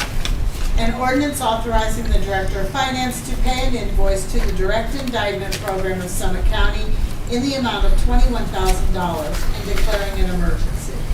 Motion to suspend, Mrs. Thompson. Thank you, Mr. President. I move that the rule is required by Section 5.10 of the Barberton City Charter be suspended. Thank you. Mr. Heidick? Thank you, Mr. President. I will second Councilor Thompson's motion on suspension. Thank you. It was moved by Mrs. Thompson and seconded by Mr. Heidick to suspend the rule as required by Section 5.10 of the Barberton City Charter. Are there any remarks? Clerk, please call the roll on suspension. Mrs. Hager. Yes. Mr. Harris. Yes. Mr. Cheatham. Yes. Mr. Heidick. Yes. Mrs. Beck. Yes. Mrs. Thompson. Yes. Mr. Griffin. Yes. Ms. Gerhart. Yes. Motion for suspension carries. Motion to adopt, Mrs. Thompson. Thank you, Mr. President. I move for the adoption of ordinance number 21-2024. Thank you. Mr. Heidick? Thank you, Mr. President. I will second the motion to adopt. Thank you. A motion was made by Mrs. Thompson and seconded by Mr. Heidick to adopt ordinance number 21-2024. Are there any remarks? Clerk, please call the roll on adoption. Ms. Gerhart. Yes. Mr. Griffin. Yes. Mrs. Thompson. Yes. Mrs. Beck. Yes. Mr. Heidick. Yes. Mr. Cheatham. Yes. Mr. Harris. Yes. Mrs. Hager. Yes. Motion for adoption carries. Ordinance number 22-2024, presented by Mr. Heidick. Title, 2024 Residential Demolition Program, enter into contract with Butcher and Son. An ordinance authorizing the mayor to enter into contract with Butcher and Son Excavating Incorporated, the lowest and/or best bidder for the 2024 residential demolition program, and declaring an emergency. Motion to suspend, Mr. Heidick. Thank you, Mr. President. I move that the rule required by Section 5.10 of the Barberton City Charter be suspended. Thank you. And Mrs. Thompson? Thank you, Mr. President. I'd like to second Mr. Heidick's motion on suspension. Thank you. There's a motion by Mr. Heidick and second by Mrs. Thompson to suspend the rule as required by Section 5.10 of the Barberton City Charter. Are there any remarks? Clerk, please call the roll on suspension. Mrs. Beck? Yes. Mrs. Thompson? Yes. Mr. Harris? Yes. Ms. Gerhart? Yes. Mr. Heidick? Yes. Mrs. Hager? Yes. Mr. Cheatham? Yes. Mr. Griffin? Yes. Motion for suspension carries. Motion to adopt, Mr. Heidick. Thank you, Mr. President. I move to adopt ordinance 22, 2024. Thank you. And Mrs. Thompson? Thank you, Mr. President. I'd like to second Mr. Heidick's motion on adoption. Thank you. A motion was made by Mr. Heidick and second by Mrs. Thompson to adopt ordinance number 22-2024. Are there any remarks? Clerk, please call the roll on adoption. Mr. Griffin? Yes. Mr. Cheatham? Yes. Mrs. Hager? Yes. Mr. Heidick? Yes. Mrs. Gerhart? Yes. Mr. Harris? Yes. Mrs. Thompson? Yes. Mrs. Beck? Yes. Motion for adoption carries. Ordinance number 23-2024, presented by Mrs. Thompson. Title, Authorized Payment, Retzel Consulting Solutions. An ordinance authorizing the Director of Finance to pay an invoice totaling $3,333.33 to Retzel Consulting Solutions and declaring an emergency. Motion to suspend, Mrs. Thompson. Thank you, Mr. President. I move that the rule as required by Section 5.10 of the Barberton City Charter be suspended. Thank you. And Mr. Heidick? Thank you, Mr. President. I will second Counselor Thompson's motion on suspension. Thank you. A motion was made by Mrs. Thompson and second by Mr. Heidick to suspend the rule as required by Section 5.10 of the Barberton City Charter. Are there any remarks? Clerk, please call the roll on suspension. Mr. Harris? Yes. Mrs. Hager? Yes. Ms. Gerhart? Yes. Mrs. Thompson? Yes. Mr. Cheatham? Yes. Mr. Griffin? Yes. Mr. Heidick? Yes. Mrs. Beck? Yes. Motion for suspension carries. Motion to adopt, Mrs. Thompson. Thank you, Mr. President. I move for the adoption of ordinance number 23-2024. Thank you. And Mr. Heidick? Thank you, Mr. President. I will second the motion to adopt. Thank you. A motion was made by Mrs. Thompson and second by Mr. Heidick to adopt ordinance number 23-2024. Are there any remarks? Clerk, please call the roll on adoption. Mrs. Beck? Yes. Mr. Heidick? Yes. Mr. Griffin? Yes. Mr. Cheatham? Yes. Mrs. Thompson? Yes. Ms. Gerhart? Yes. Mrs. Hager? Yes. Mr. Harris? Yes. Motion for adoption carries. Ordinance number 24-2024, presented by Ms. Gerhart. Title, CDBG Annual Action Plan Amendment. An ordinance of the Council of the City of Barberton to approve the amended FY 2019 and FY 2023 Community Development Block Grant, CDBG, Annual Action Plan, AAP, and declaring an emergency. Thank you. Motion to suspend, Mrs. Gerhart. Thank you, Mr. President. I move that the rule as required by Section 5.10 of the Barberton City Charter be suspended. Thank you. Mrs. Beck? You second? I'm sorry? Second it. Second the Oh, I'm suspension? sorry, yes. Yes, I second the motion. Second suspension? That's right, sorry. Thank you, Mr. President. I move that the rule required by section. Oh, I would like to second Mrs. Gerhardt's motion on the suspension. Oh, awesome. Thank you. You guys get the hang of it. A motion was made by Ms. Gerhart and seconded by Mrs. Beck to suspend the rule as required by Section 5.10 of the Barberton City Charter. Are there any remarks? Clerk, please call the roll on suspension. Mr. Heidick? Yes. Ms. Gerhart? Yes. Mrs. Thompson? Yes. Mrs. Hager? Yes. Mr. Griffin? Yes. Mrs. Beck? Yes. Mr. Harris? Yes. Mr. Cheatham? Yes. Motion for suspension carries. Motion to adopt. Ms. Gerhart.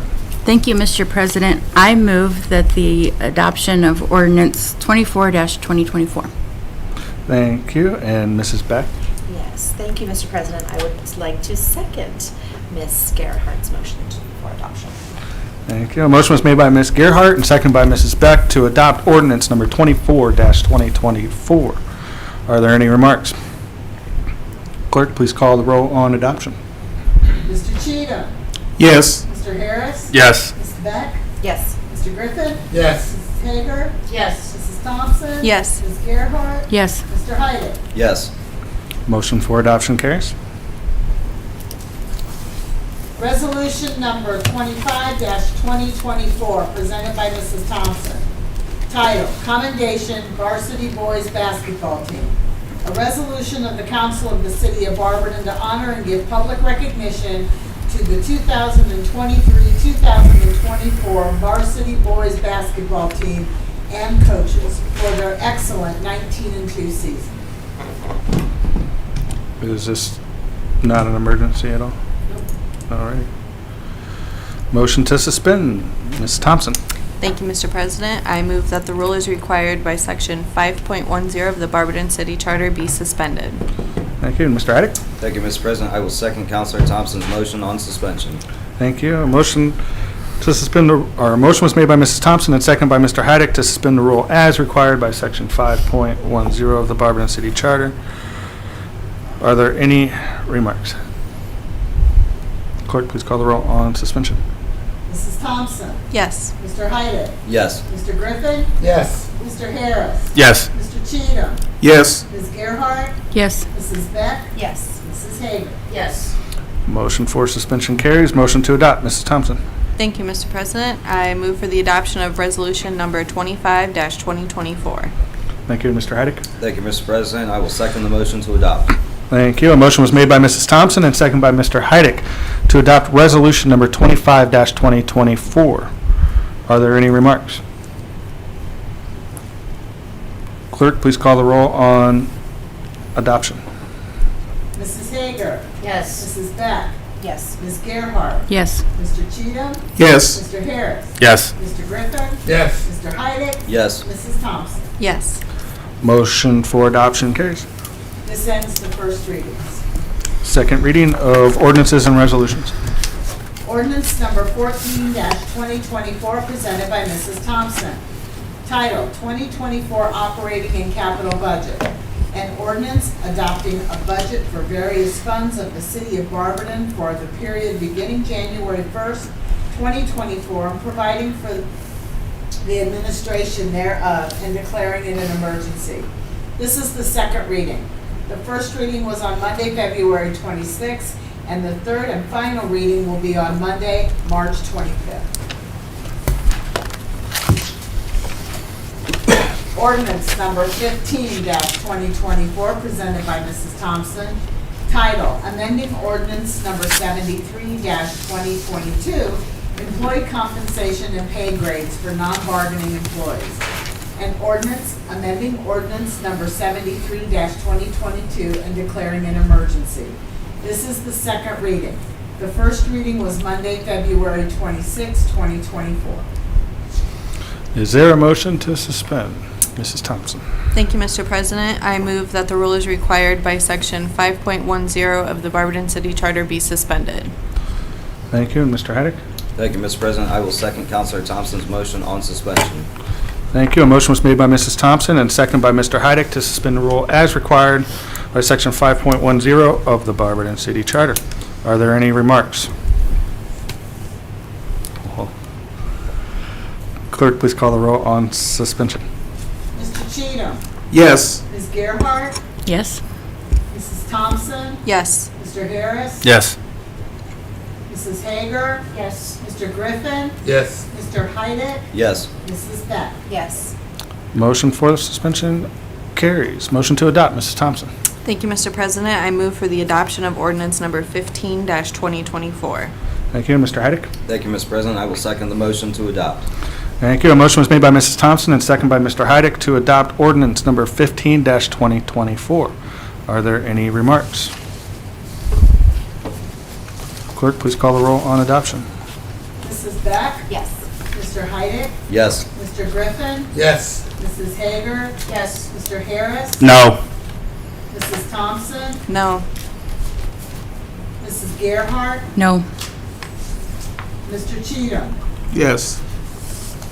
Motion for adoption fails. The clerk, can you clarify the vote is 1, 2, 3, 4?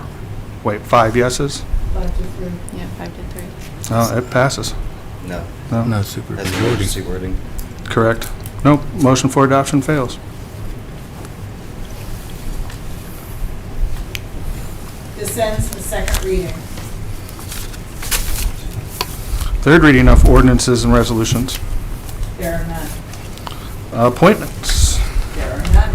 Miscellaneous and unfinished business. Is there anything from council members? Anything from department heads?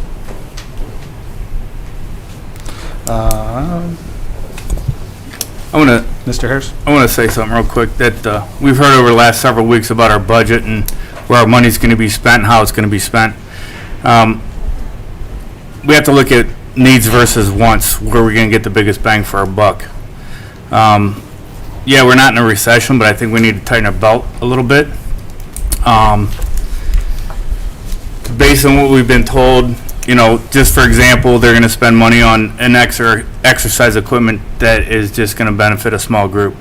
Instead of, you know, grouping some money together to benefit many people in the city. We've seen large budget increases in training and travel to professional services. 280% increase in professional services due to contract negotiations, but if you check negotiation years from previous, there was a lot less spent than what they budgeted. Why all of a sudden the big change? We've seen a 4,270% increase in money for Arts and Entertainment District. We understand that 40,000 from this 175,000 and 10,000 from the Oil and Gas Royalty Fund goes to Main Street Barberton, based on a contract or whatever it is. The other 135,000 we don't know. You know, they can tell us what we want to hear. You know, they want to spend it on flowers or lighting, but we've not seen any plan. We haven't seen it, you know, anything come out of the Planning Commission about it. In the planning department, we pay $82,000 a year for Insight, which does business visits, and you know, they set up the business visits and stuff. We have 2 secretaries in the mayor's office. Why can't they do that? Why can't our planning department do some of the stuff that Insight does? I understand what Retzel does to a point. Why can't we cut some of those costs down based on using our own planning department to do? We have $500,000 that was appropriated, I think, last year sometime. Like, it's been like a year for Magic Marketplace, and we haven't heard anything about that. We don't know what's going on with that, so our $500,000 is sitting there. Then we get to the $6.1 million that's been appropriated for the city building, the new city building. We've not heard anything about this project since October. We don't know where the rest of the funding's coming from. What are we going to do if we don't get the additional funding for the project? We're going to let the 6.1 sit there? We're going to reappropriate it for things that we need, such as streets, water lines. You know, what's the total budget for the First Merit renovation? You know, I don't think we've been told that. So it all comes down to needs versus wants. You know, like I said earlier when we were listening to the street budget, that's all I hear from people is our streets are terrible. And I understand funding and stuff, but I think if we tighten our belts a little bit, we can do a little extra. And that's all I have to say. Thank you. Thank you, Mr. Harris. Is there anything else from council? Mr. Heidick? Thank you, Mr. President. There are some points I agree with Councilor Harris. There are some points I disagree. The main one I disagree is the appropriation of the $6 million for the city building. Director Flaker, if I'm not mistaken, that $6 million comes from lost revenue from the ARPA money, correct? Which means if we don't lock that $6 million away, especially in contract years, that money could be gobbled up very quickly by negotiations and through various other departments, thus leaving us in the same hole we were in 5 years ago with no money down for any sort of renovations for either building. You know, forget the first mayor building, we wouldn't even have $6 million to fix this one. So that I do agree with locking away. The Magic Marketplace money, I agree with locking away, because whether it's the developer that the ordinance governed or a new developer that comes in, there will be benchmarks with a new one, or if the old one continues, that if they don't invest enough in it, they don't get that money. Once again, that money is completely gobbled up, gone, disappears within another year if we don't lock things up. With the ARPA money, we did the same thing by restricting that money to how it could be spent, where it could be spent. And I believe it's the right thing to do with those two funds in particular. Some funds, yes, I think there could be room to pull back. I think everybody would agree that you could subtract here and add here. But those two I do disagree with, and that's all I have. Thank you. Thank you, Mr. Heidick. Is there anything else from council members? Anything from department heads? I do not have anything. Communication from the mayor. Thank you, Mr. President. Councilman Harris, you or other council members, if you have questions, please send them to me, and I'll respond on that. Just real quickly, the number of phone calls that come into my office is staggering, whether that has to do with streets and potholes, or it's trash complaints, or it's neighborhood issues. If it's trying to set up a meeting, if it's an issue with police, fire, or any other department, it's staggering the number of phone calls that come in on a regular basis.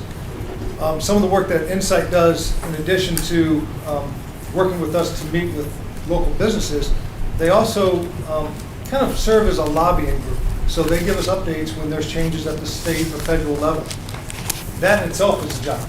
So when you hire a consultant, when you hire an employee, you get one employee with whatever their background and education is, right? When you hire a consulting firm, you're not paying the roll-up cost, and you get their full team. So we met several times last week, three times, and on Friday it was a half-day meeting that 3 other members were at to help us as we work and move forward with this stuff. On the economic development side, whether it's Inside or Retzel or Main Street or anyone else, most communities have multiple economic development organizations working. So whether that's a Main Street, whether that's more employees in the department that handles that, whether that's other consultants.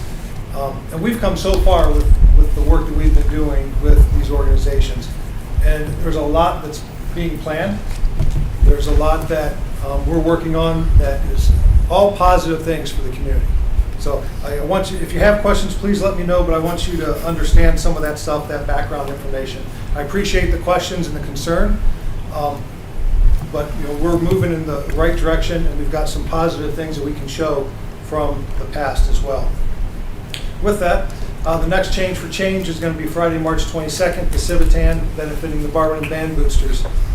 To date, my administration has raised over $90,000 through events like Change for Change and other activities or fundraising events that has stayed here in Barberton with the nonprofits here in town. So publicly want to thank everyone who has attended, contributed, or been a part of those activities and events. Definitely an honor and a privilege to give back to the Barberton community in this way, a way that wasn't done previously, over $90,000. To follow up on last week's comments on the Purple Martin homes, previously we did install 2 homes at Edgewood Park in kind of that wet area. This past week we did install additional homes at Eisenzimmer Pond on Robinson and Brightenstein Park. And as I mentioned last week, we are looking at additional installations in other ways, in other areas and other ways that we can naturally combat mosquitoes. We don't have hard winters, you don't kill off a lot of these insects. You tend to have a wetter, drier spring, which really helps promote a lot of these types of bugs that instead, I prefer to try to combat them naturally than with sprays or anything like that. So we're going to continue with that. My open office hours, first one of the year, is this Saturday from 9 to 11 at the Active Adult Center, and that's at 500 West Hopkinton. Want to also publicly congratulate and acknowledge a proclamation I was able to give last week to Regina Jeanette, who will be turning 100 years old here in the next few weeks. This is probably the 10th one I've done since I've been mayor, and what a special occasion. We've already got 2 others that are planned here in Barberton, so pretty cool to be able to sit down and talk with these residents as they turn 100 years old. Do want to announce some grant funding that we were awarded. Some of this you may have already heard, but we did receive 2 Transportation Improvement District, or TID grants, one for $350,000 for the Newell Street project that we're working with the foundation on. The other one is a $500,000 TID grant for Worcester Road West. So even though the project started, we're still going out looking for money. So those have both been awarded, so very happy about that. And then did hear back, I received a call from Congresswoman Amelia Sykes last week. We did receive the $1 million that she pushed through her department or her office for Lake Anna Park, and that was through the Consolidated Appropriations Act of 2024. So almost $2 million there in grant funds. So very excited about that.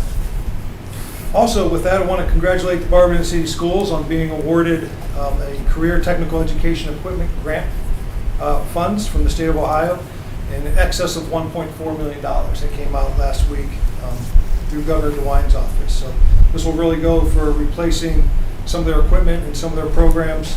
And they do a fantastic job over at the schools, so glad to see that. And that kind of goes hand in hand. We work very closely with the schools, especially with the municipal program that we started last year. So looking for more great things as we work with the schools here in the future. My State of the City will be held on April 10th at the Barberton High Auditorium. That's April 10th. So I'll get more information here on the exact time here soon. And then just lastly, I want to say happy Thanksgiving. I'm a little ahead of myself here. Happy St. Patrick's Day to everyone. Are there any questions? No? All right. Thank you. Awesome. Thank you, Mayor.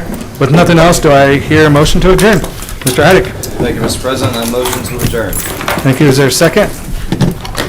Second that. Ooh, a little fast. A second by Mrs. Hager. It was moved by Mr. Heidick and second by Mrs. Hager that we adjourn.